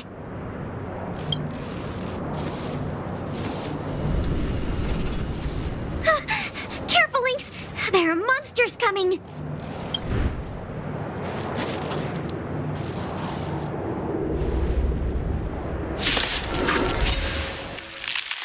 How did it get here? Let's focus on the fight first. Do we still have the upper hand? Let's make it quick.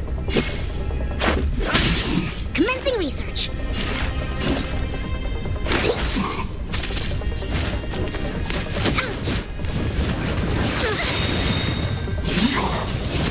Enemy data secured. Net markers activated. Time for a good old counterattack.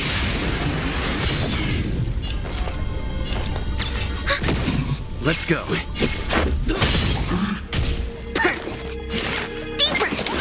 Thanks for the support. Ready for another? Let's make it quick.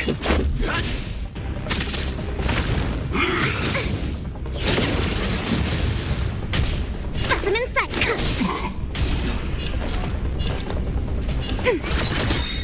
Enemy data secure. Net markers activated. Time for a good old counterattack.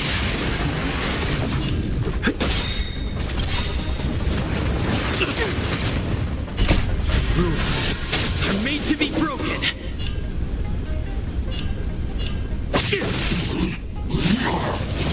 To travel far away. Enemy targets detected.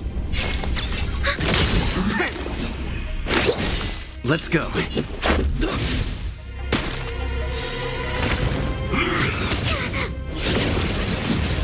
Commence ready for another?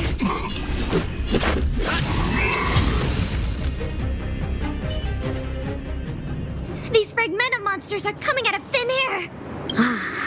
They were probably attracted by the stove. The Stellaron crisis is over. Why are there still so many monsters?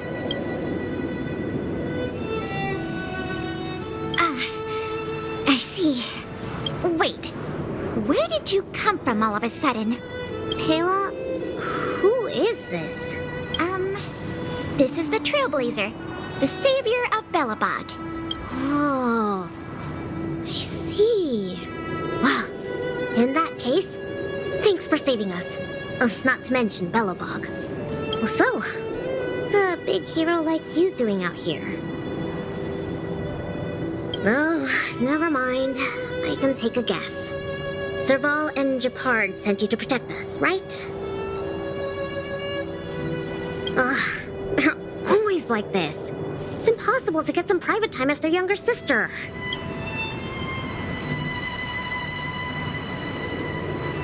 Yeah. Hold on. Isn't that what I just said? All right. It's all because Serval and Japard are worrywarts. Besides, you did save us. Since you followed us all the way here, you probably know why we're out camping today. Well, stay and watch the aurora with us. It's about time for it to appear. Hey, Lynxie! Look! Come this way. Wow. This is the largest aurora since the Stellaron crisis passed. We're really lucky to see it. Yeah, really lucky.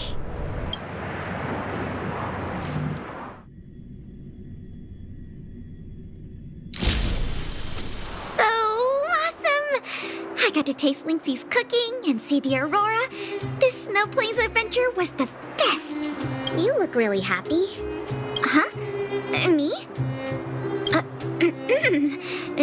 I'm not that happy. What I mean is,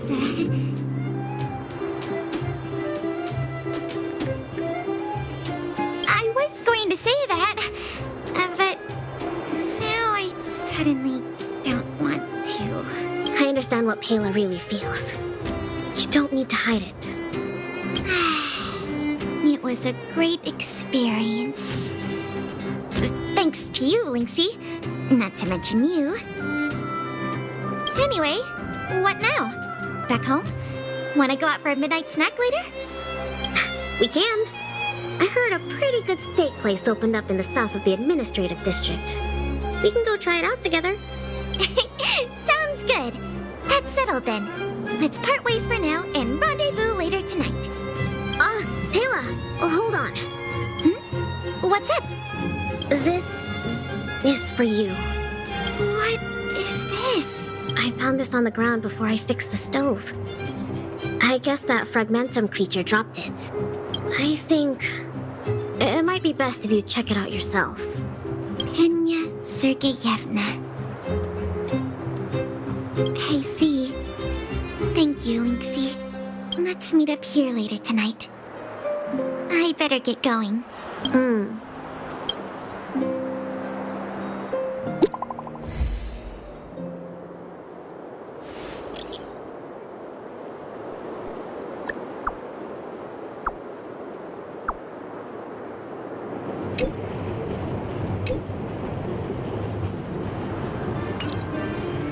I should go talk to Japard and Serval at the workshop.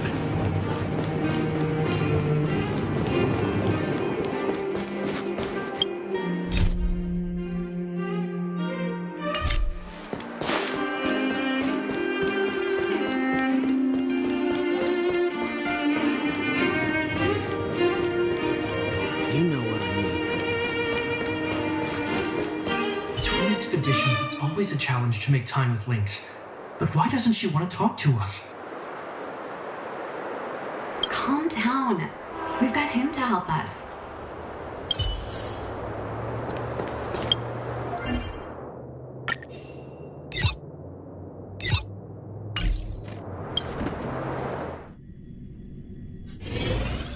Hey, we were just talking about you. How was it? With Lynx?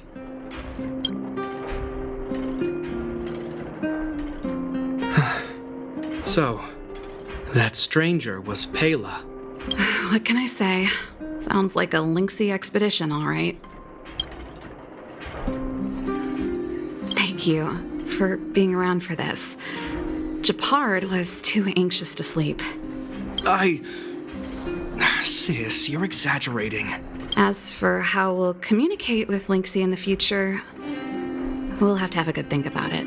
You really helped us a lot this time. Thank you so much.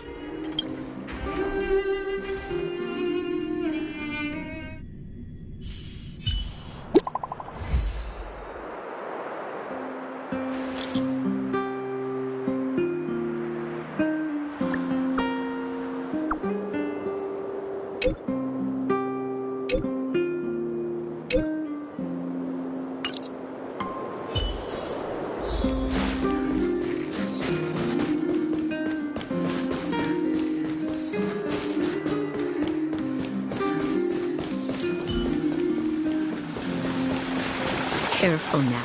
Don't get your clothes wet.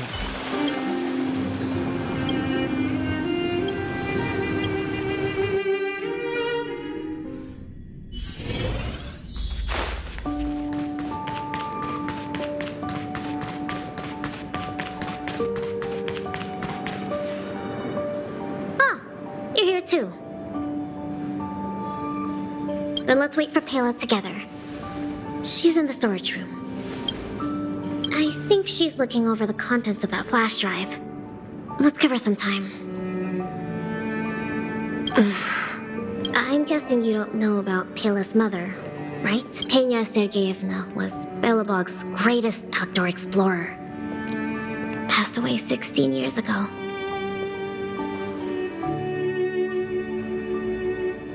She's famous in Belobog. You might have heard other people mention her in passing. Anyway, well, something else happened 16 years ago. Pela was born. Yes. They say that despite her pregnancy, Madame Pena insisted on staying at the Snow Plains camp. She couldn't go to the front lines, but she was able to handle administrative duties. Then, finally, the day of Pela's birth arrived. Tragically, there were complications. Other serious incidents occurred that day. The exploration team ran into a blizzard and the camp lost contact with the outside world. No one knew what to do. The only good thing was that Pela was born healthy. The flash drive. If the old research team members were telling the truth, it was something Madame Pena left behind.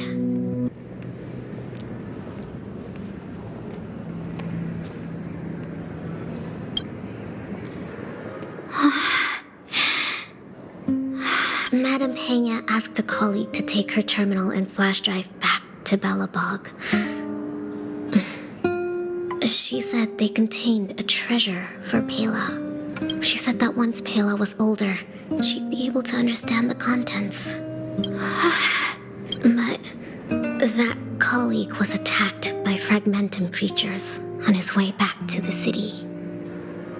During the attack, he dropped the flash drive in confusion, only managing to bring back the terminal.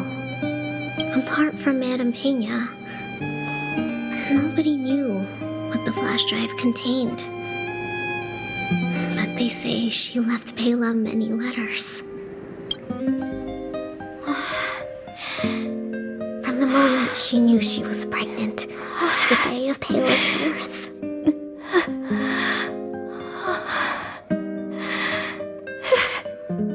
Never missing a day.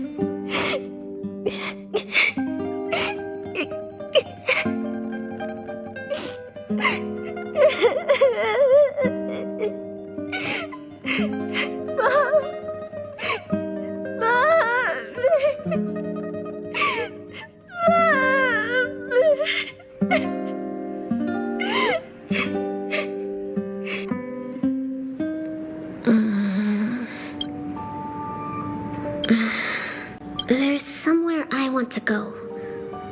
Will you come too? The workshop. I'll wait for you there.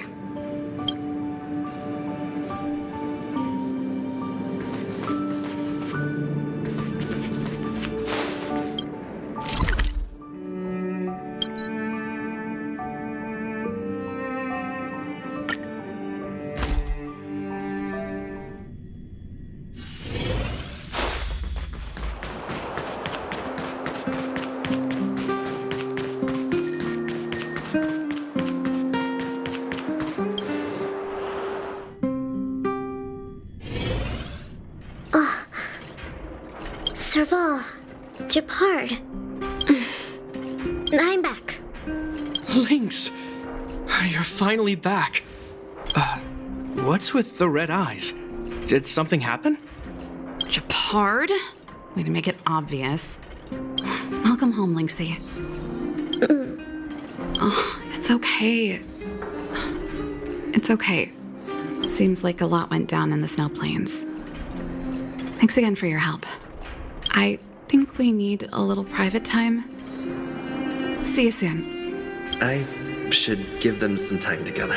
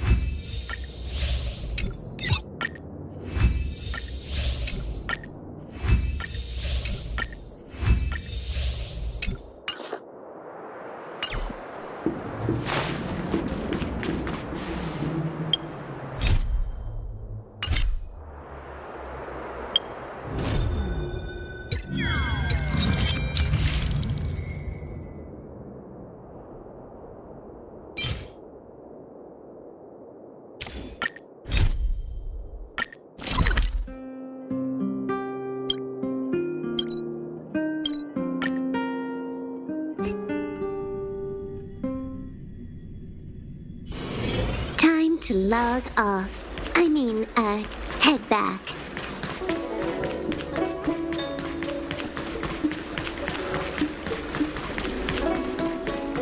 Hey! Over here!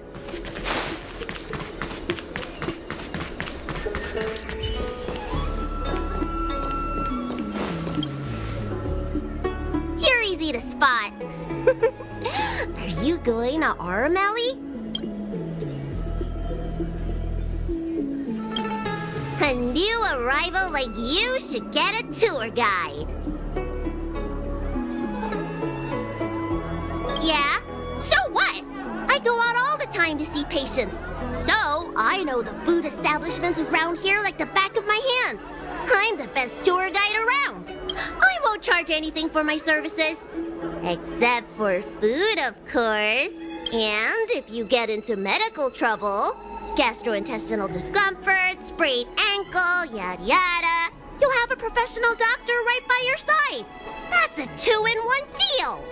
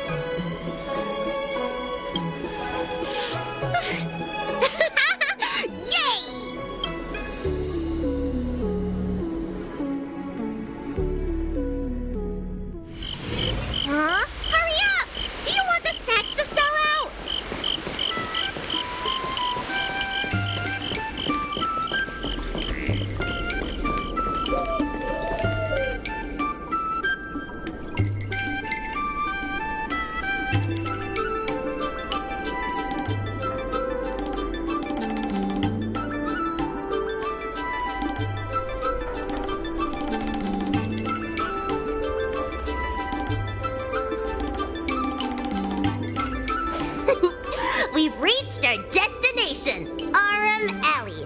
Of course, the main feature of this tour is the endless selection of tasty delicacies. The folk dishes at Spices Supreme are a must-try. This is the only place on the Lawfu you can find them. So, now that we're here...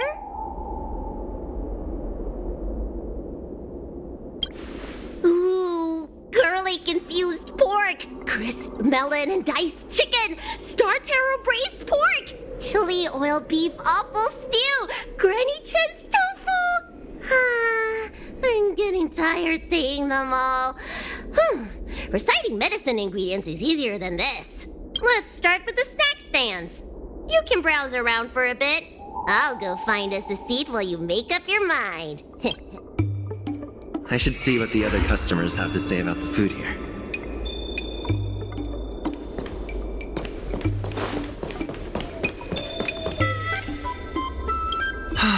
Same great taste. Oh, interested in the food? In Aram Alley, there's no such thing as a bad food stall. Just close your eyes and pick one at random. My name's Xiaohan. I'm originally from Aram Alley, but this is my first visit in a long time. When I was away, I'd stay up at night reminiscing about the flavors and aromas of this place. Are you feeling adventurous or cautious? If you're really feeling adventurous, you could try some mung bean soda. I'd describe the taste as unique and a little sour. It's best to drink it in big gulps and let it fizzle in your stomach.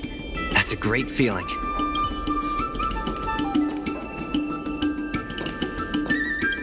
Oh, a visitor from afar. May I ask you a question? Do you like Aram Alley? Then I'll have to make sure your first visit here is a good one. I hope you don't mind me prattling on, but since you're an outworlder, are you familiar with the IPC? Do you know if it has a good reputation?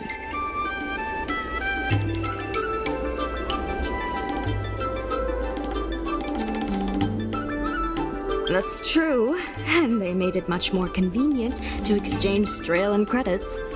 Well, I can't just leave you here empty-handed. Take a look at the menu, order whatever you want. It's on the house.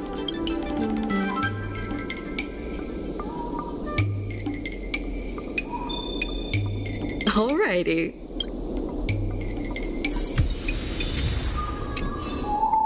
Take your time. There's always something for everyone.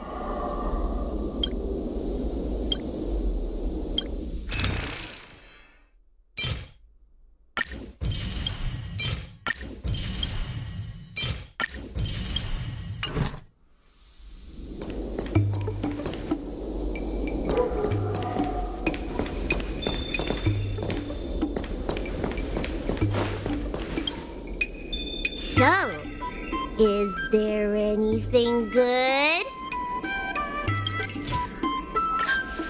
Fantastic! Hey, how did you know my favorite food?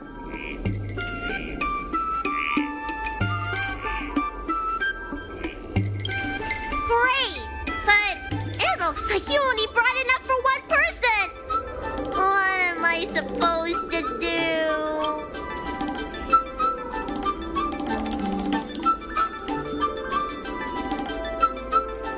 All right, if you say so. Ah, it's the Dragon Lady. Here, I'll get you another serving. No need to be shy. Thank you, Auntie.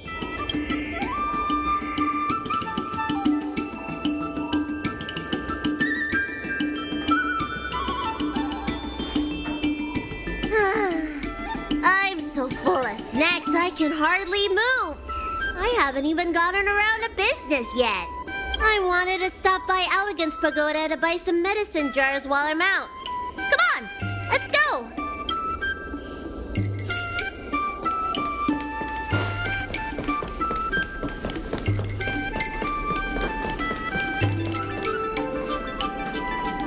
Hey, what's going on at the dock? Some of the dock workers got into an argument with the IPC folks. Watch your words. No need to be aggressive here. How about we go see what's happening at the dock?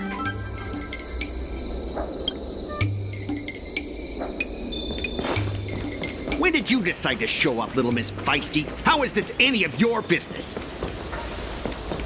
As a Cloud Knight, I can't just sit back and do nothing when I see civil unrest. And for your information, my name isn't Little Miss Feisty. It's Sushan.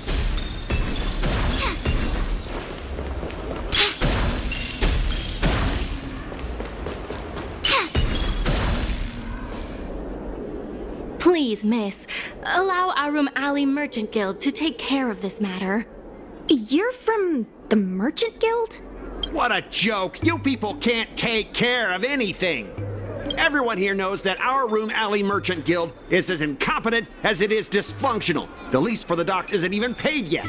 Anyone care to guess whose fault that is? I'll tell you, the Merchant Guild's. I'm not denying. Then say it out loud so everyone can hear. Our Room Alley Merchant Guild apologizes to every vendor here for defaulting on the lease and leaving us to pick up the mess. Better yet, get down on your knees and beg for forgiveness.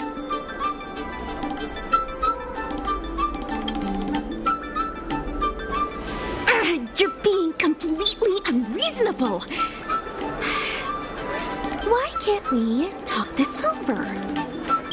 I'm not being unreasonable. I'm making a friendly inquiry. When will the IPC receive its lease payments?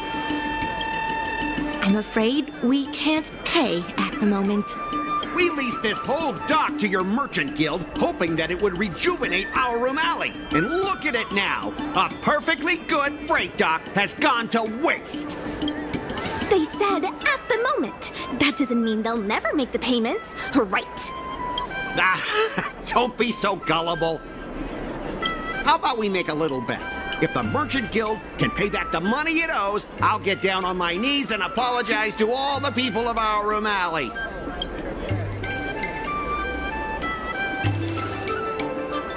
I'll shout it loud and clear. I'm a raving idiot howling into the wind. And then I'll bark like a dog. How does that sound? Okay. And if they can't? Oh, that's simple. You apologize to me in front of all the people of our Room Alley, and you bark like a dog.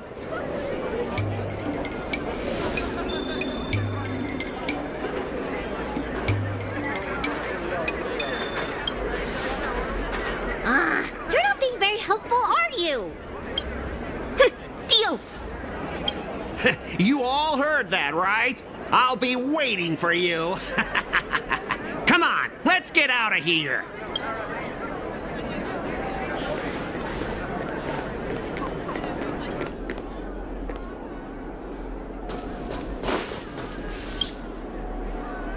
Miss, there's no reason for you to take such a bet. We're the ones who dragged you into this. It's okay. Seeing that arrogant sneer on his face made me sick to my stomach. I had to do something. We appreciate you sticking up for us. But this...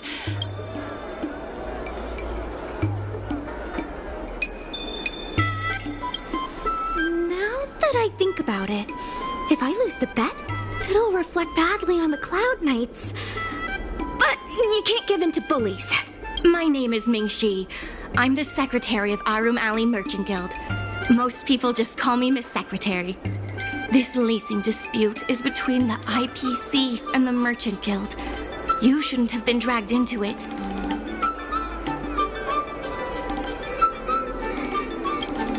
Sure is. I've already started placing bets. So, is it true that the Merchant Guild can't pay back the lease? Miss Secretary, just tell it like it is. As things stand now, the Merchant Guild is in no position to pay back the lease. Yes, the entire port. Now we owe the IPC an arm and a leg. The food hawkers are thriving, but dock operations and other businesses are stretched to the breaking point. If we make the businesses more profitable, then maybe we have a chance of paying back the IPC. If we cut costs and tap into new revenue streams, we can turn things around. A lot of vendors in Arum Alley don't want anything to do with the dock, though, so it may be hard to find new sources of revenue. What about cutting costs? Cutting costs means reducing expenses. As you can see, the dock isn't even fully utilized, and the workers, well... Hey, don't get any funny ideas about laying people off. Miss Secretary is just helping us think of ideas. If you ask me, I think our ordering system is rather inefficient. I'm sure we could reduce our costs if we found a way to improve it. I didn't realize you were such an entrepreneur. Even the president hasn't been able to solve anything. Is this short lifer really up to the job? At this point, I guess we've got nothing to lose.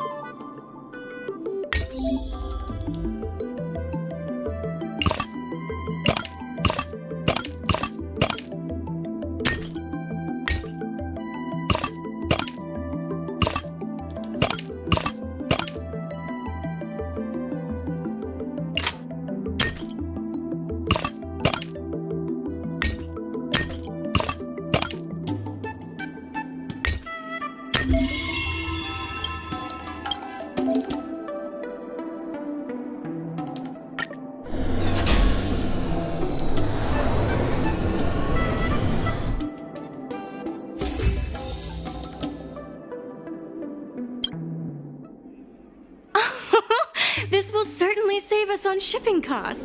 Isn't this a little unsafe? Don't worry. Our motto is safety first.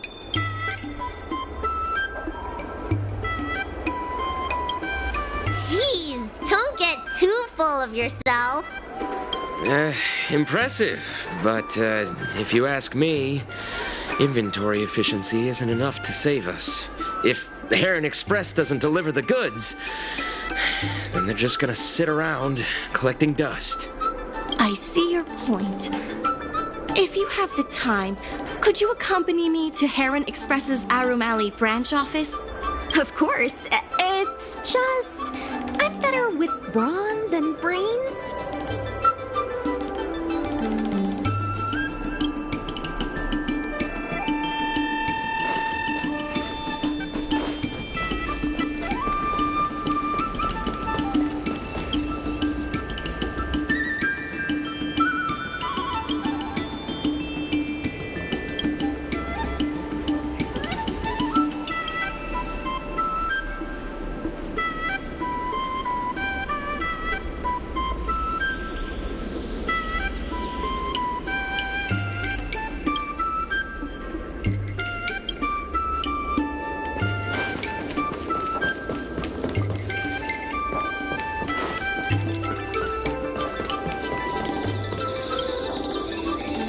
Mr. Jungfeng? Why, it's Miss Secretary.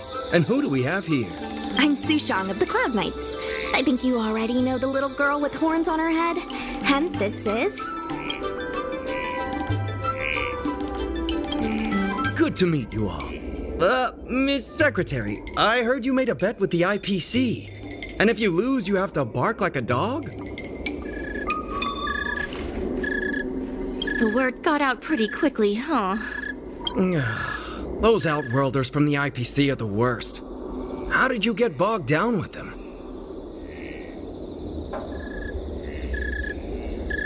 Right. If the Merchant Guild pay back what they owe, the only one barking will be that IPC stooge. We made our inventory more efficient, but the dock workers said we still need a way to distribute the goods. I was wondering if Heron Express would be interested? Those dock workers don't want to take responsibility. And I'm afraid it's not our responsibility either. Then who should we blame? The IPC? The IPC said that they would handle operations at Aurum Alley and promised to give subsidies to the vendors. I suspect they secretly told all the vendors not to use the dock for logistics.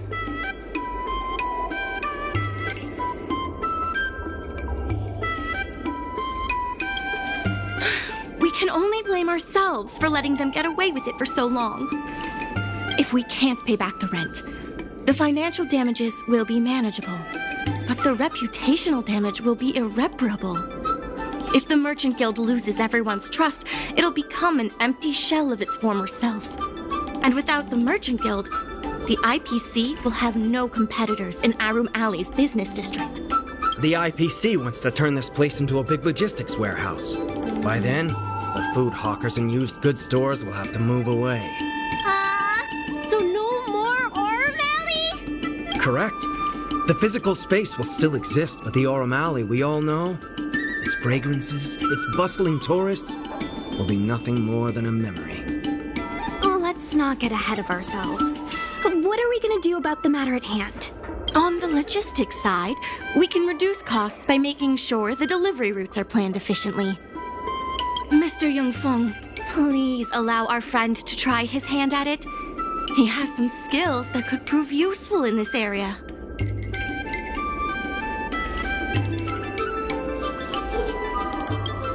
Please give it a try.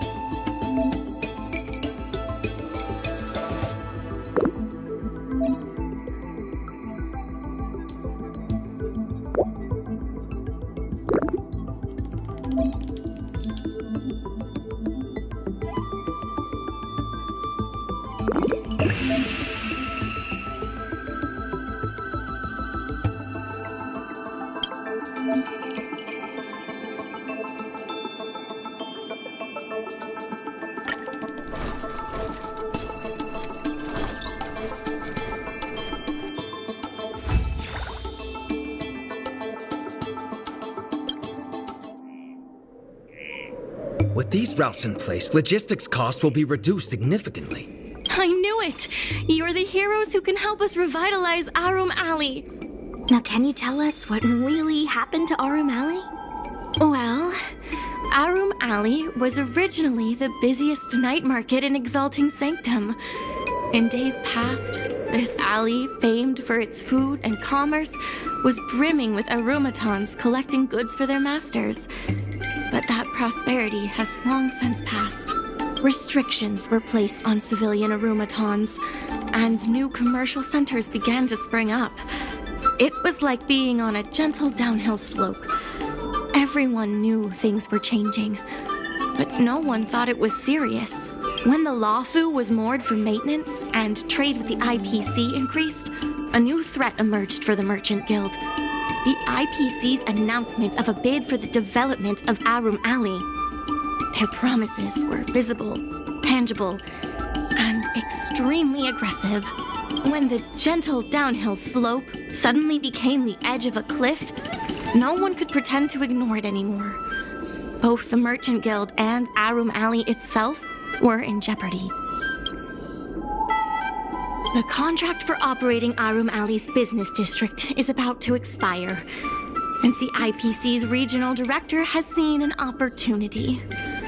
They orchestrated the dock debt crisis, and that's just the beginning.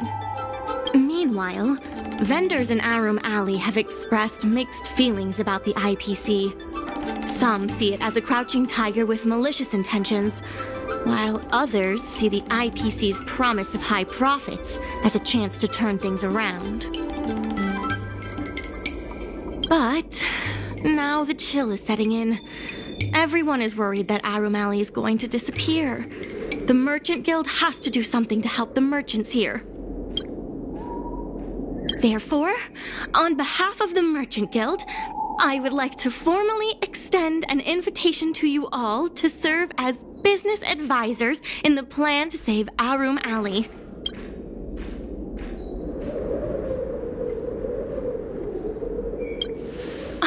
Excellent. Why don't you talk it over with everyone first?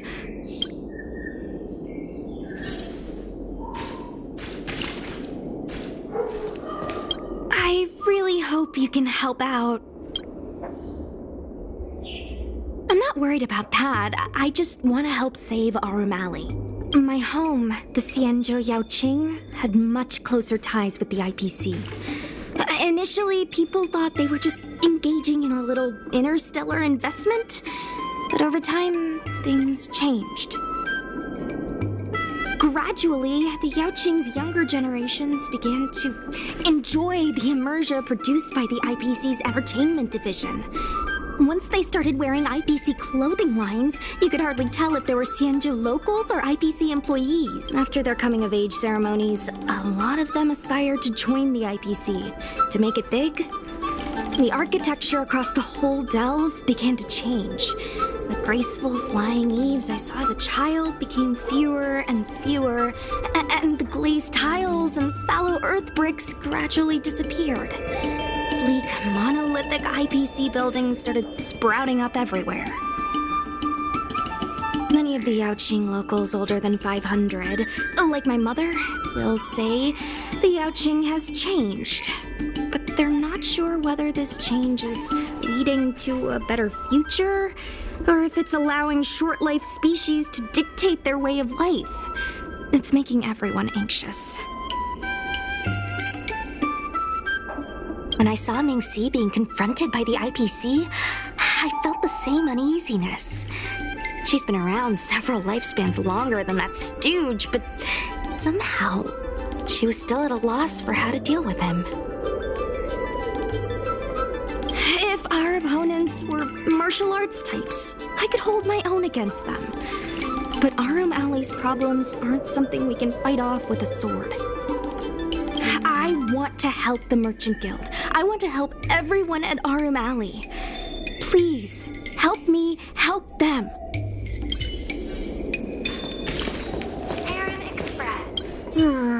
I only came here for the food. I didn't expect to get tangled up in all this dock leasing stuff. Still, if you're willing to give it a shot, maybe Arum Alley doesn't have to disappear.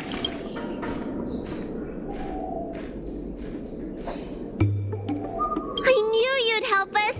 A truly reliable friend. Hey!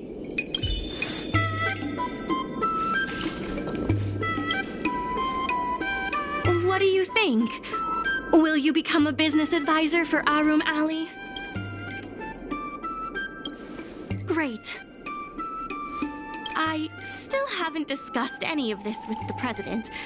Let's go pay them a visit.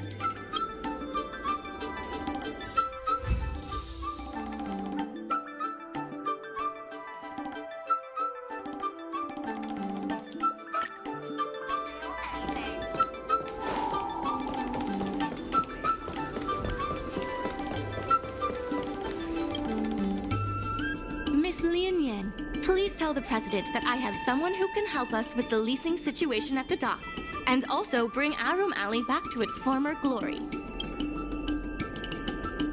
I'll go ask the president's opinion on the matter. Please wait a moment. Okay, the president trusts Miss Secretary's judgment, but the applicant still needs to pass a test. You must integrate Oldie's Depot into the logistics plan.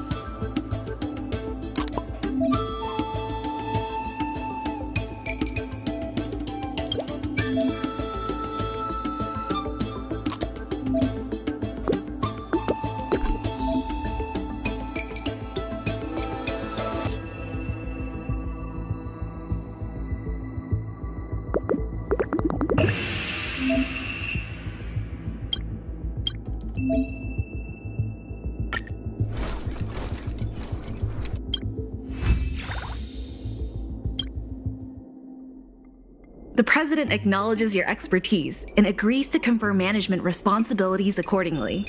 Arum Alley Merchant Guild would like to issue a formal request. Please help us emerge from this crisis and revitalize Arum Alley!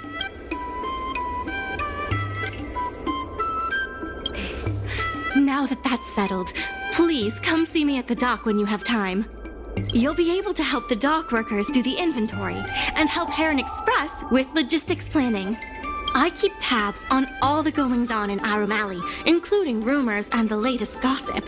If we can solve some of the problems in the community, it could help in rejuvenating Arum Alley. If it involves helping people in need, count me in too. Sure. Just come see me at the dock when you have time. You'll be able to help the dock workers do the inventory and help Heron. I keep tabs on all the goings. Anytime you need anything, come find me. The important thing right now is to generate enough revenue before the payment due date. I'll be off to the dock then. Stop by anytime.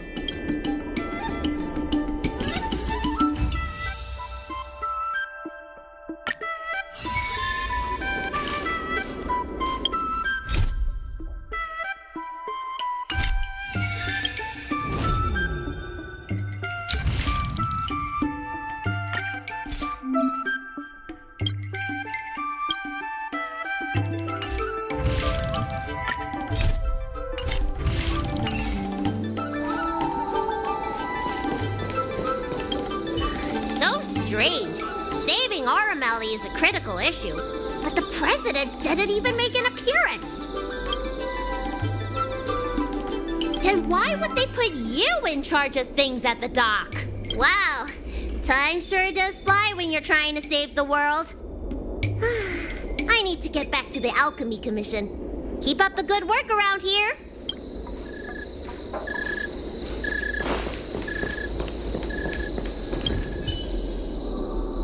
Any problem facing Arum Alley is also my problem. If you encounter any difficulties, don't hesitate to come find me. Also, I should probably ask, do you really think we'll be able to pay back everything owed on the dock? You're the best! You remind me of a friend I made when I first arrived on the Luofu. She had the same eagerness for saving people, and the same tenacity for solving problems. I have a mission from the Cloud Knights, so I have to leave for now. If I have time, I'll definitely come back to Arum Alley to help out.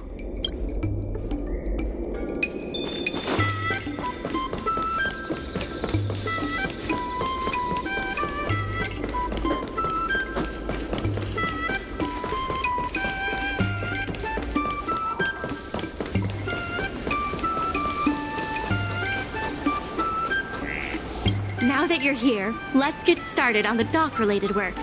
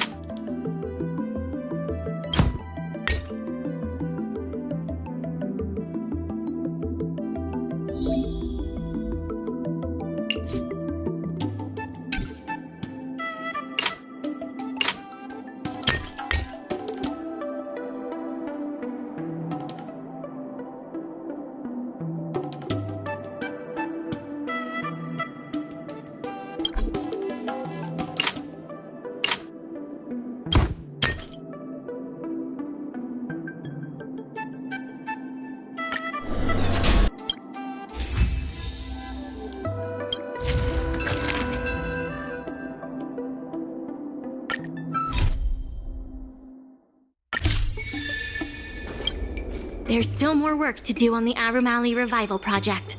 Let's give it our all. Thanks to you and Sushong, Arum Alley's success is nearly a done deal.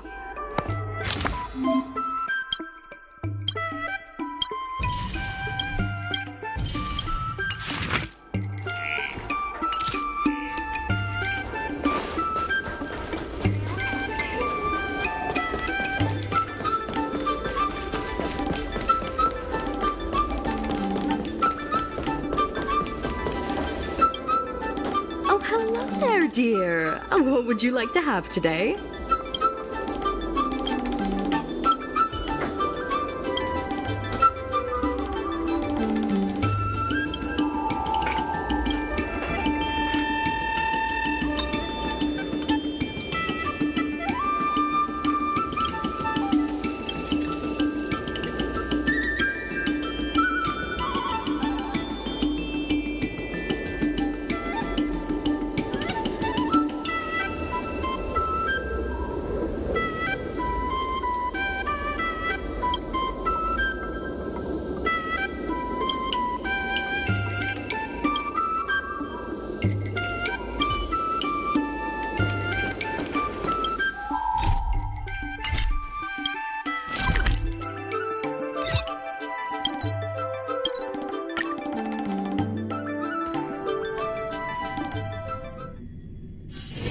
One's hexagrammatic position is always in flux. Crosstalk Comedy 101. Swindling.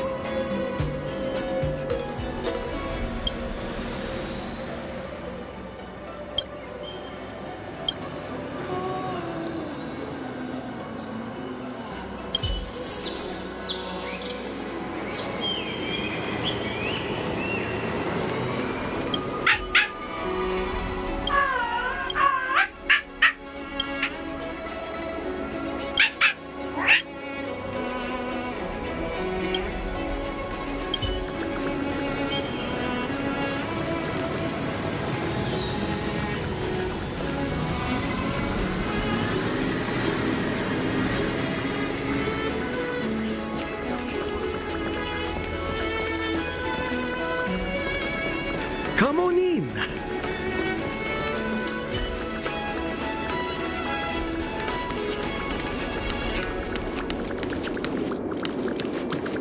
I'm planning on quitting my job at the Skyfaring Commission.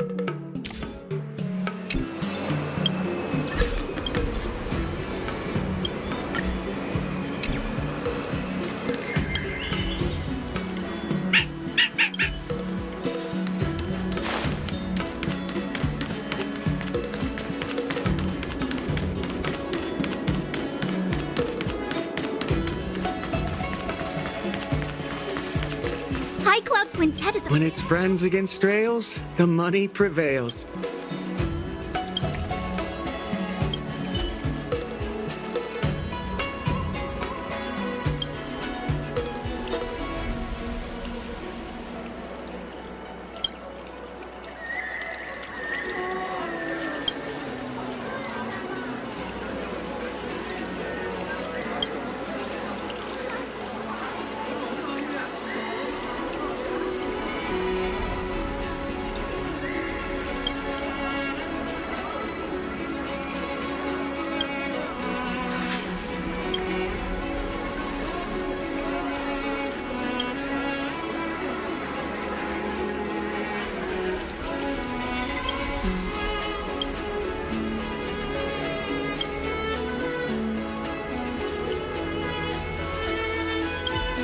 Cloud Quintet is a fantastic story. High Cloud Quintet is a fantastic story.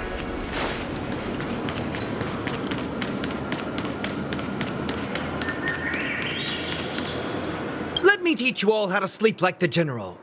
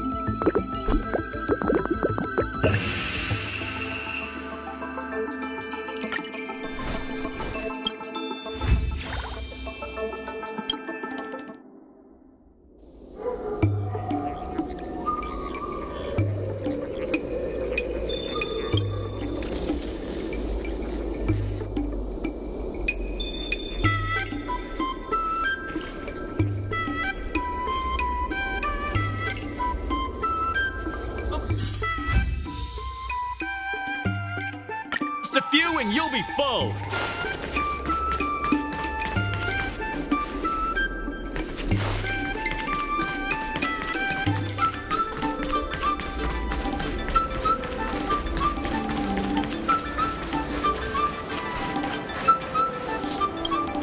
There's still more work to do on the Arum. Solving merchants' problems and earning their trust. That's what any good merchant guild should do.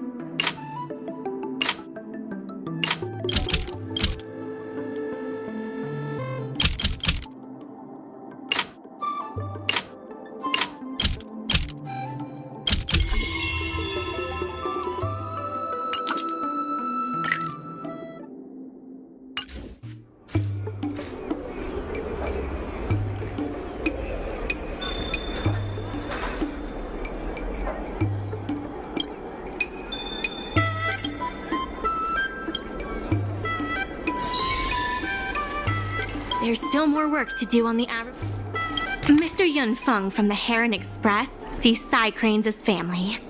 And he said he'd never turn his back on family.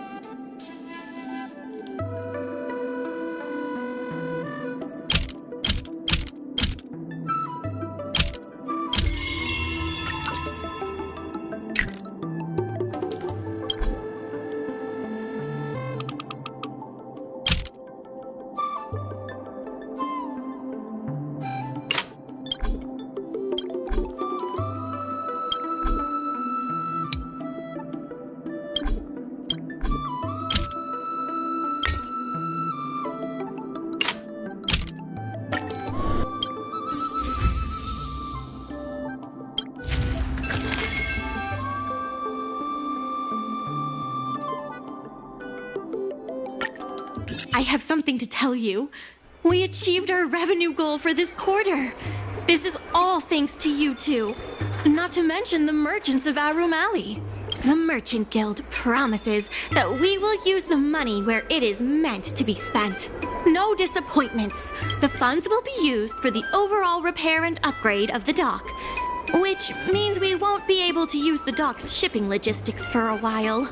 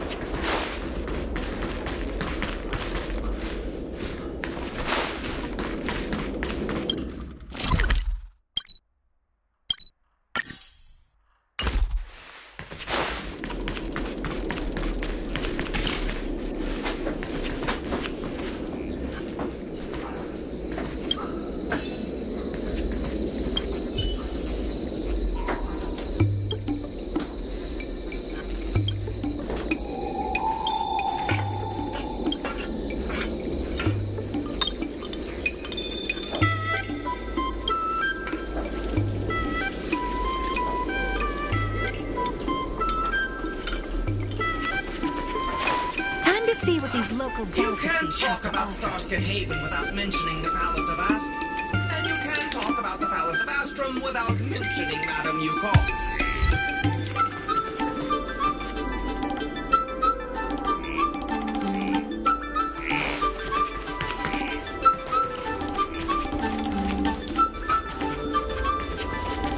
Dumplings and steamed buns. The buns are huge. Just a few and you'll be full.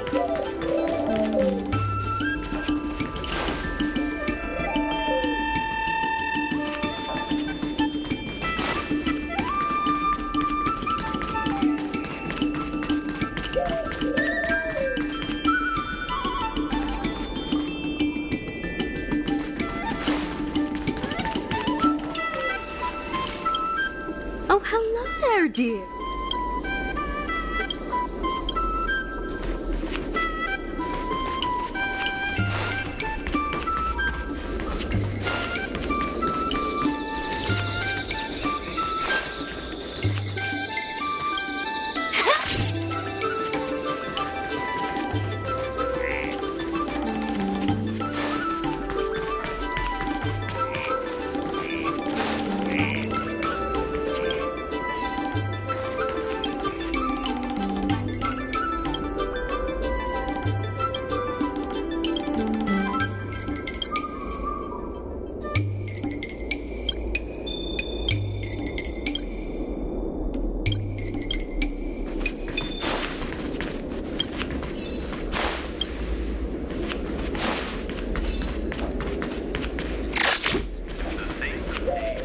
Dumplings and steamed buns. The buns are huge.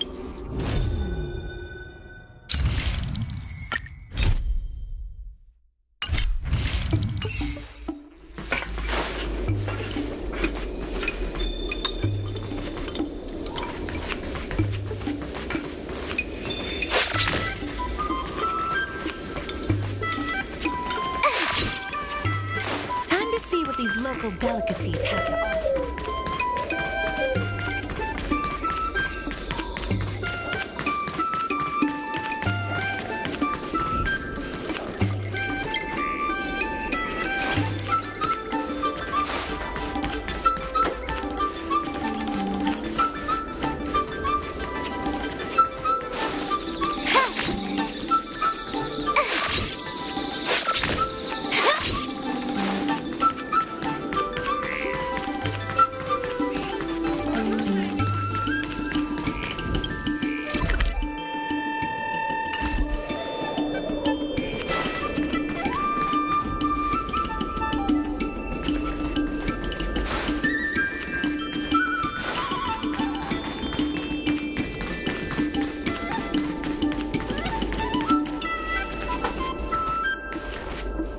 Hi.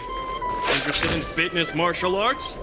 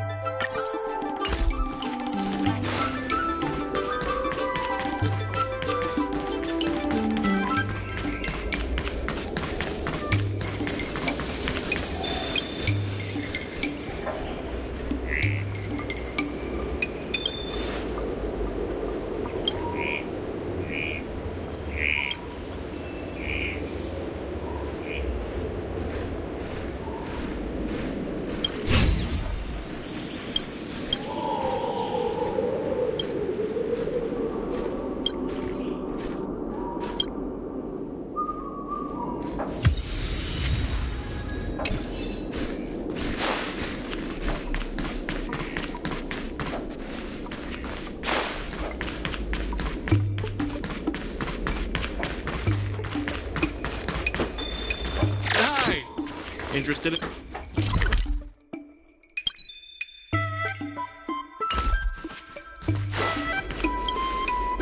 Martial arts and fitness.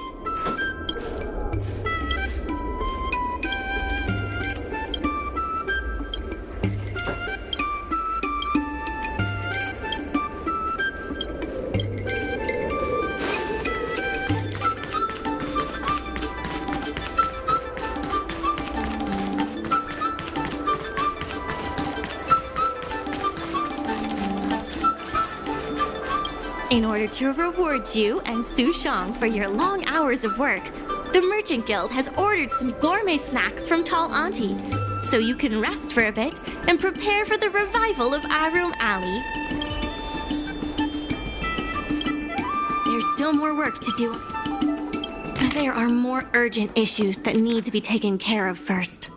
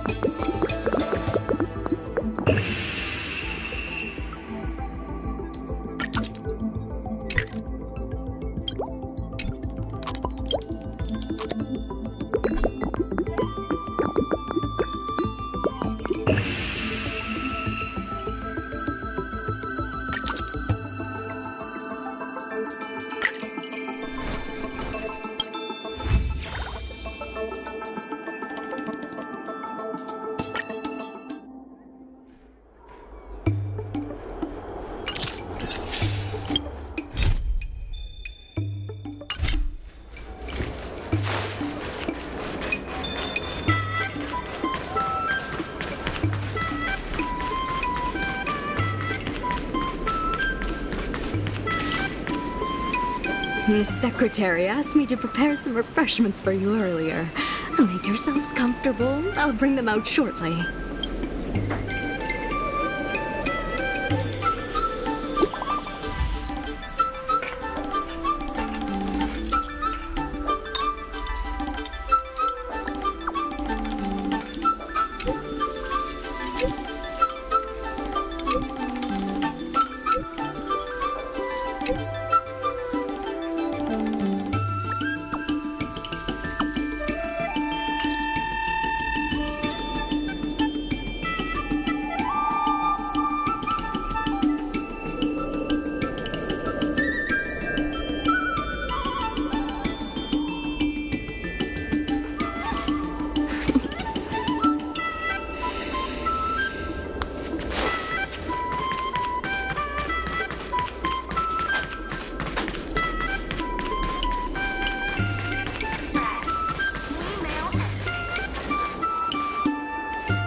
You're just in time.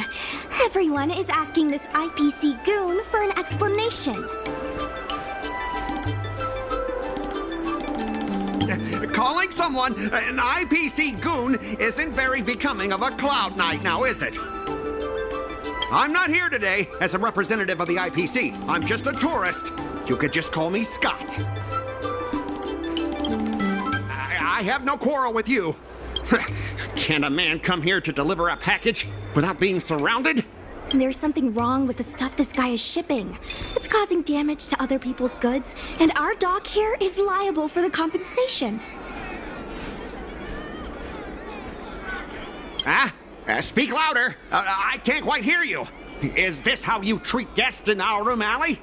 Let's open that package right here, right now. Then we'll see what he's hiding. I'd be careful if I were you. If you damage my goods, you'll have to pay for them.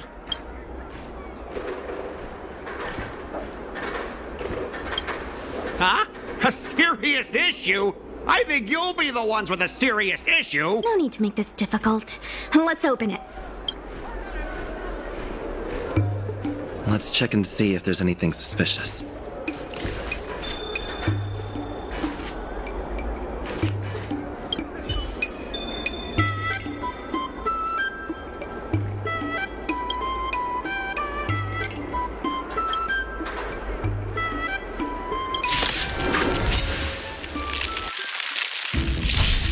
Can I have fun this time? Time for a buzz. So you are afraid of me. Naughty child. I see through you together as one. No matter. So you are afraid of it.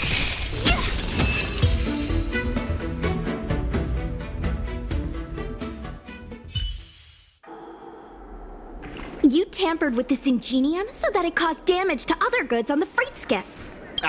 Speak louder. I can't quite hear you.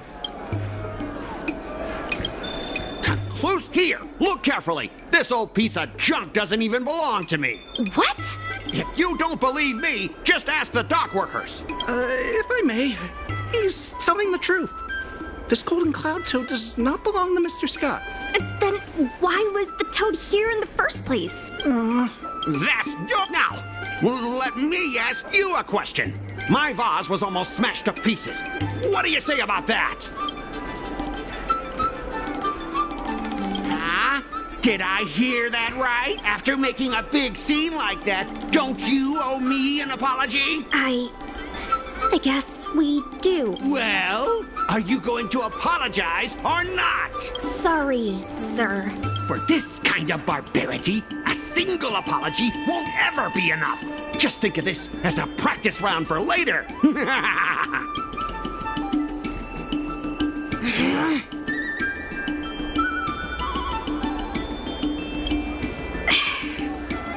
He fooled us this once, but he won't fool us next time. Sorry. I should have stepped in. My mother always told me that as long as I hone my skills, I'd be able to deal with any situation. Seems I've still got honing to do. Before the payment due date arrives, I'm going to teach you two how to fight. With words. Follow me. We're going to see the president.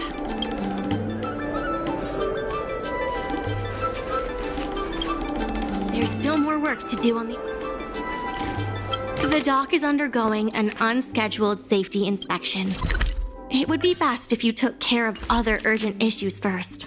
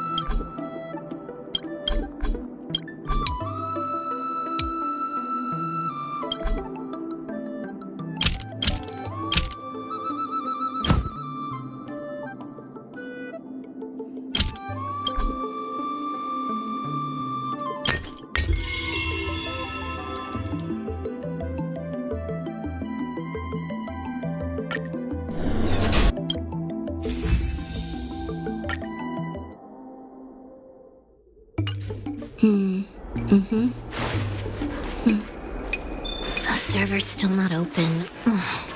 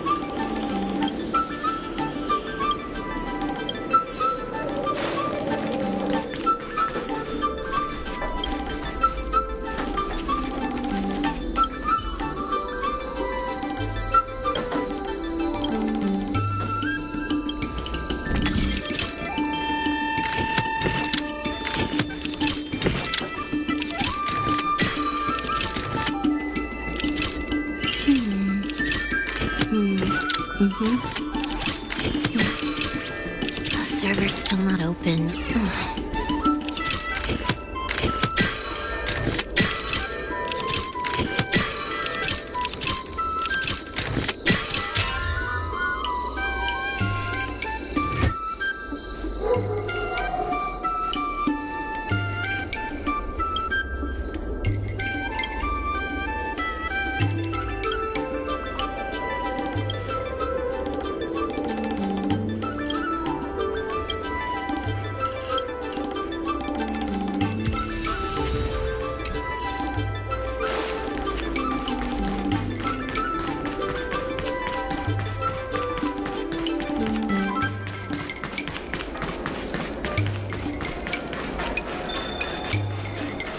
There's still more work to do on the Arab...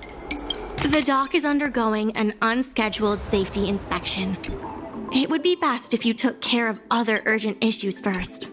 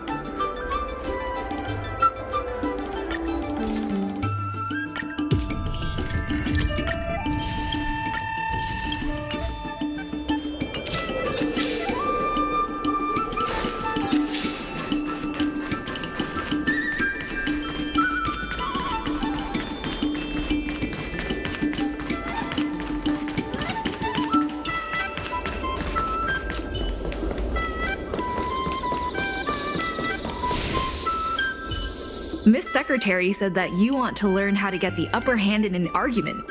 Is that right? The president agreed to meet with you all later, but now is not the time. The president is aware of recent events and is willing to pass on some simple negotiation skills to you. Rule 1. Prepare your ace card in advance.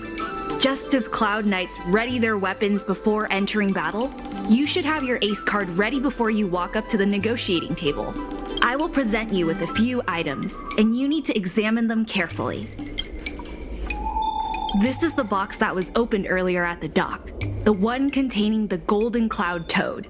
The name and contact information of the sender were deliberately crossed out, but records from the Heron Express show that the sender is Ah Feng. The records show that a dock worker named Ah Feng recently received credit remitted by the IPC, spaced out over several installments. Rule 2. Play your ace card at the right time. These documents can only be truly effective when your opponent reveals a weak spot. How about this? I've prepared a little practice exercise for you. Mr. Ah Feng, over here please. What exactly does the president have up their sleeve? I don't know anything. I don't have anything to say.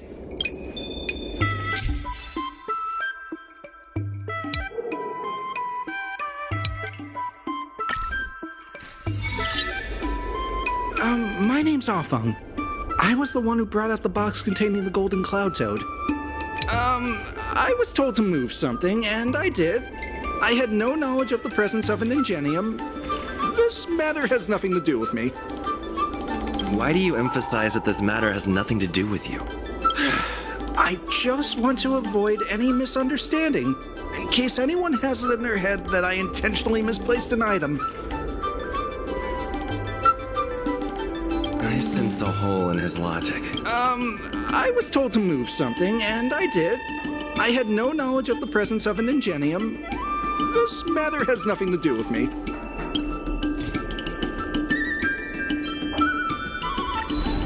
I think this has a lot to do with you. Records from Heron Express show that this container was sent by a person named Ah Feng. What do you have to say about that? That must be some kind of mistake. All right, enough already! The IPC was worried that the lease for the dock would be paid off, so they had me move some things around. Is that so terrible? Is letting the IPC take over management of Aurum Alley such a bad thing? Besides, what's it to you if I make some extra money? Mr. Ah Feng, our goal at the Merchant Guild is to help make Aurum Alley a better place for everyone. Why would you work against that? Keep your heads in the sand if you like. But it's only a matter of time before Aurum Alley becomes another warehouse for the IPC.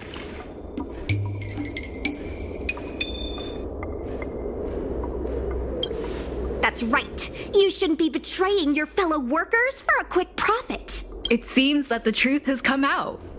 Here is Mr. Ah Feng's testimony. It may come in useful later. The payment for the dock is ready now. If you're ready for the next round of negotiations, come and see me at the dock. Right. That guy's gonna be sorry for everything he's done. Time we got a public apology.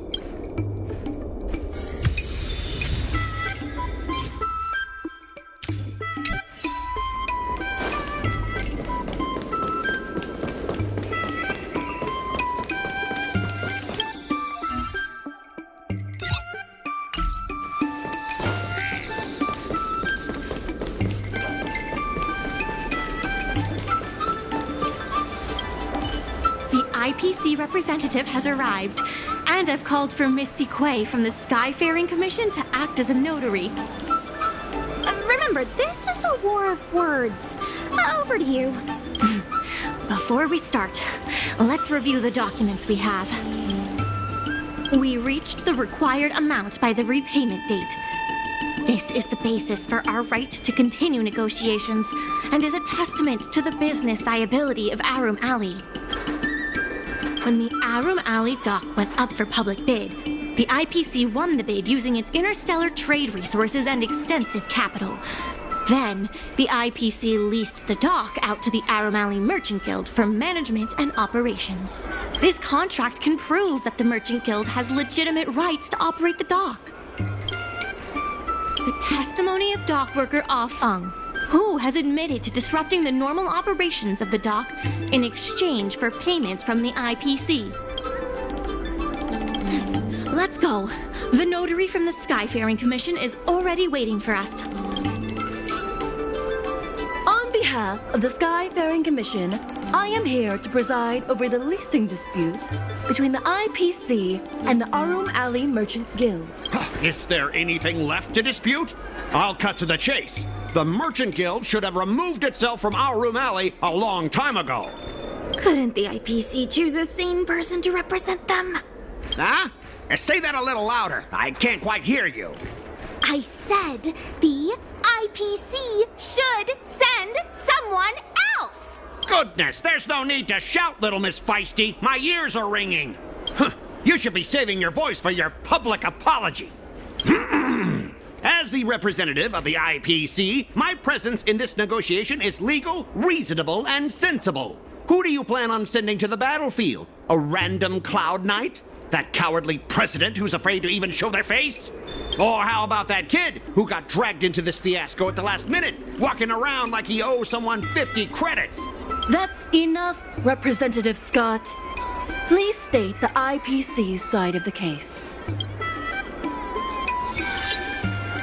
The IPC specially leased operations of the dock to Arum Alley Merchant Guild in the hopes of seeking common interest and development.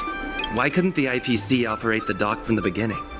Oh, are you implying that the IPC was setting a trap for the Merchant Guild? You're saying the IPC leased the dock to the Merchant Guild, who mismanaged it, in order to destroy the Merchant Guild's credibility? That was definitely... Ah, so you admit the Merchant Guild mismanaged the dock. This guy! The IPC specially leased operations of the dock but the Merchant Guild refused to cooperate with the major shops in Arum Alley, and the once prosperous dock is now desolate. The Merchant Guild has never refused to work with any shops in Arum Alley. Never refused? Then let me ask you, how many shops are currently in your logistics network? There will be a lot more later. Later? How much later? For the Xianzhou, does later mean 500 years? Can the shop owners here wait that long? 10 years, 20 years. Psst. What should I say? Is 20 about right? But the Merchant Guild refused to cooperate with the major shops in Arum Alley, and the once prosperous dock is now desolate.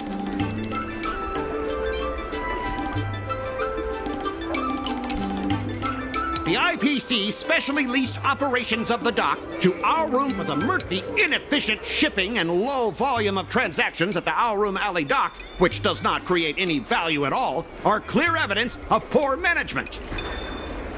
Coupled with the Merchant Guild's inability to pay the rent, we believe the Guild should voluntarily relinquish operating rights to the But the Merchant Guild refused to cooperate with the major shops in Arum Alley, and the once prosperous dock is now desolate. Coupled with the Merchant Guild's inability to pay the rent, we believe the Guild should voluntarily relinquish operating rights to the dock and pay additional... What makes you think we can't afford to pay the lease? If you have the necessary funds, coupled with the Merchant Guild's inability to pay the rent, we believe the Guild should voluntarily relinquish operating rights to the dock. We've already paid back the lease. These are the funds from Arum Alley Merchant Guild. The Guild has turned a profit and is able to pay back what it owes. What? You already paid back the lease? How? The documentation provided by Arum Alley Merchant Guild is true and credible. And according to the lease contract between the two parties, the Merchant Guild still holds the rights to operate the dock. Next order of business. The Merchant Guild has accused Representative Scott of secretly sabotaging dock operations. Do you have anything to say about that? Don't be so slanderous! Why would I stoop so low? What do the frequent accidents at this dock have to do with me? Besides, I'm not even involved in shipping operations. How could I possibly buy off a dock worker? Is it possible that you paid off a dock worker to do your bidding? Empty rhetoric! Let's... Do we have any proof? Besides, I'm not even involved in shipping operations. How could I possibly buy off a dock? We have the testimony of Afang. This testimony is concrete proof that you instructed him to sabotage shipments. What? That little... Aren't the Xianzhou people always preaching about righteousness? Oh, I gave him all that money! And he sold me out in a heartbeat! Darn it! If the evidence presented is true, Mr. Scott, then this constitutes improper business practices, and the Skyfaring Commission will conduct a follow-up investigation. How did this happen? How did the plan go awry?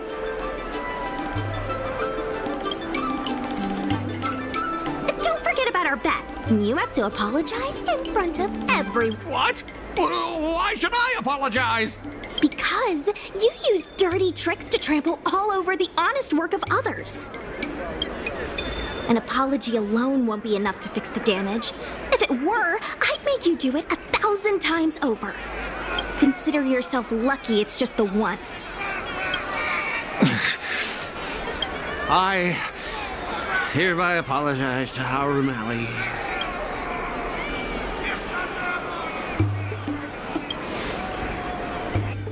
Hurry up.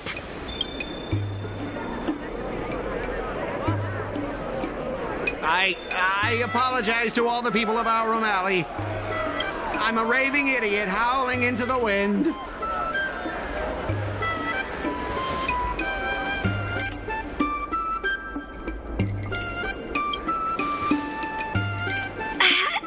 Is that really necessary? Make him bark! That's Make right. him bark! That's right! Enough! Woof, woof, woof, woof, woof, woof, woof! Woof, woof! Ow! What a clown show. This arbitration is hereby resolved.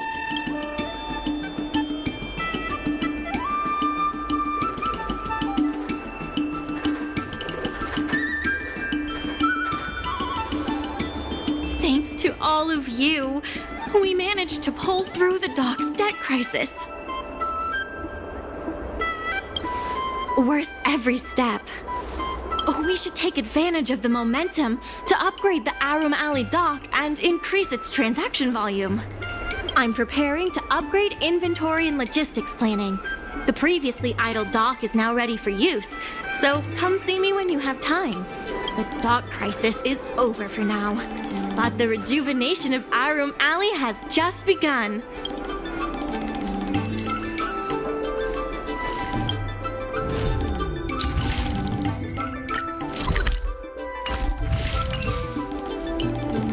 Thanks to your help, the lease was paid off and the dock capacity is increasing. I told the workers to clear out areas that weren't utilized and use them to store extra cargo. Now the dock can support collaboration with more businesses. Let's keep working together for the revival of Harum Ali. There has been an influx of tourists in Harum Ali lately. There's even a long line for Immortal's Delight.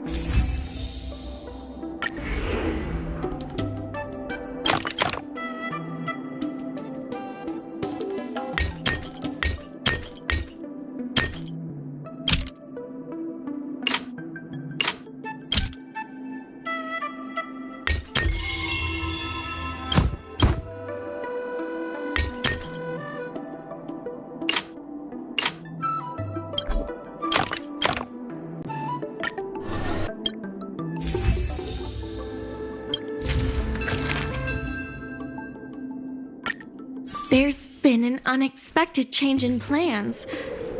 I've received word that the President has ordered me to stop all upgrades to the dock immediately.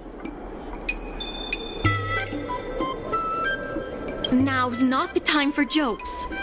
I'm also confused. Let's go have a word with him. I sent a message to Sushang, telling her to meet up at Oldie's Depot.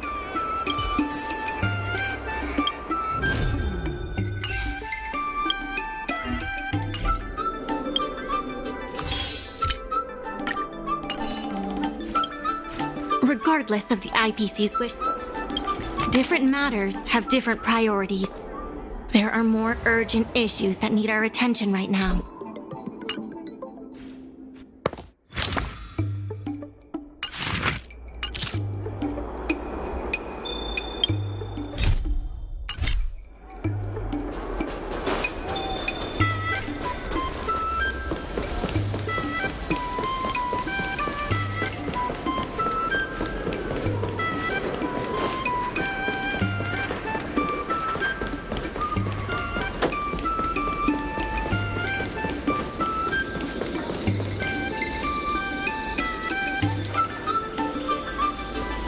Good.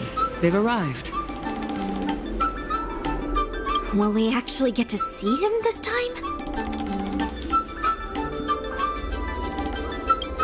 Yeah, we know you're in there. Open the door. The President fully appreciates your efforts and knows what you want to ask. He believes that continuing to upgrade the dock, a strategy that is not fundamentally different from that of the IPC, will only destroy the unique character of Arum Alley. Arum Alley is a place brimming with personality, from the delicious food to the cultural antiques. Everything is built around visiting tourists and local residents, and that's what makes it such a special place. Based on historical data, continued development of the shipping operations will turn the area into a giant warehouse. The more the shipping capacity is increased, the less attractions there will be for visitors. Such an outcome is unacceptable for the shopkeepers and community of Arum Alley. Historical data isn't my forte. You better be telling the truth.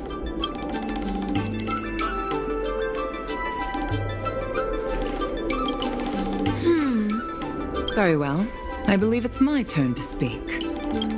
The Skyfaring Commission has received a joint request from several merchants concerning the reorganization of the Merchant Guild. Mr. President, the merchants would like you to resign as the president of the guild. There has come a day that the merchants of Arum Alley have betrayed me. I won't give up the vision I've built for Arum Alley, let alone step down from my duties. Is that the president speaking? It is not my intention to interfere with the Merchant Guild's affairs, but as an old friend, I would like to remind you that Arum Alley only exists in the present, not in the past. Madam Yukong, the present is always made from the past, is it not? I suggest that you make some concessions to appease the merchants. If you don't follow Mingxi's plans for the dock, she will temporarily take over your position. Mingxi, I would like to hear your thoughts. President, I hope you understand that I am in no way vying for power over Arum Alley. I have listened to the President's vision of prosperity since I was a child, and I want to work to achieve that vision. But currently, your ideas conflict with ours. I understand. I can accept Mingxi temporarily taking over my duties.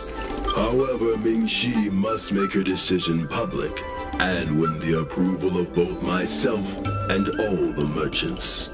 Since you have shown confidence, those terms should be acceptable to you. Yes, I'll do my best, President. You have to remember that even when you're acting in my place, a crisis is still imminent. You must earn at least the amount of the bidding deposit to even have a chance of thwarting off the IPC. Very well. Since the President has come to a decision, I will be in charge of calling a public meeting. Ming-Shi, I have something for you. When you are all finished here, remember to come and see me.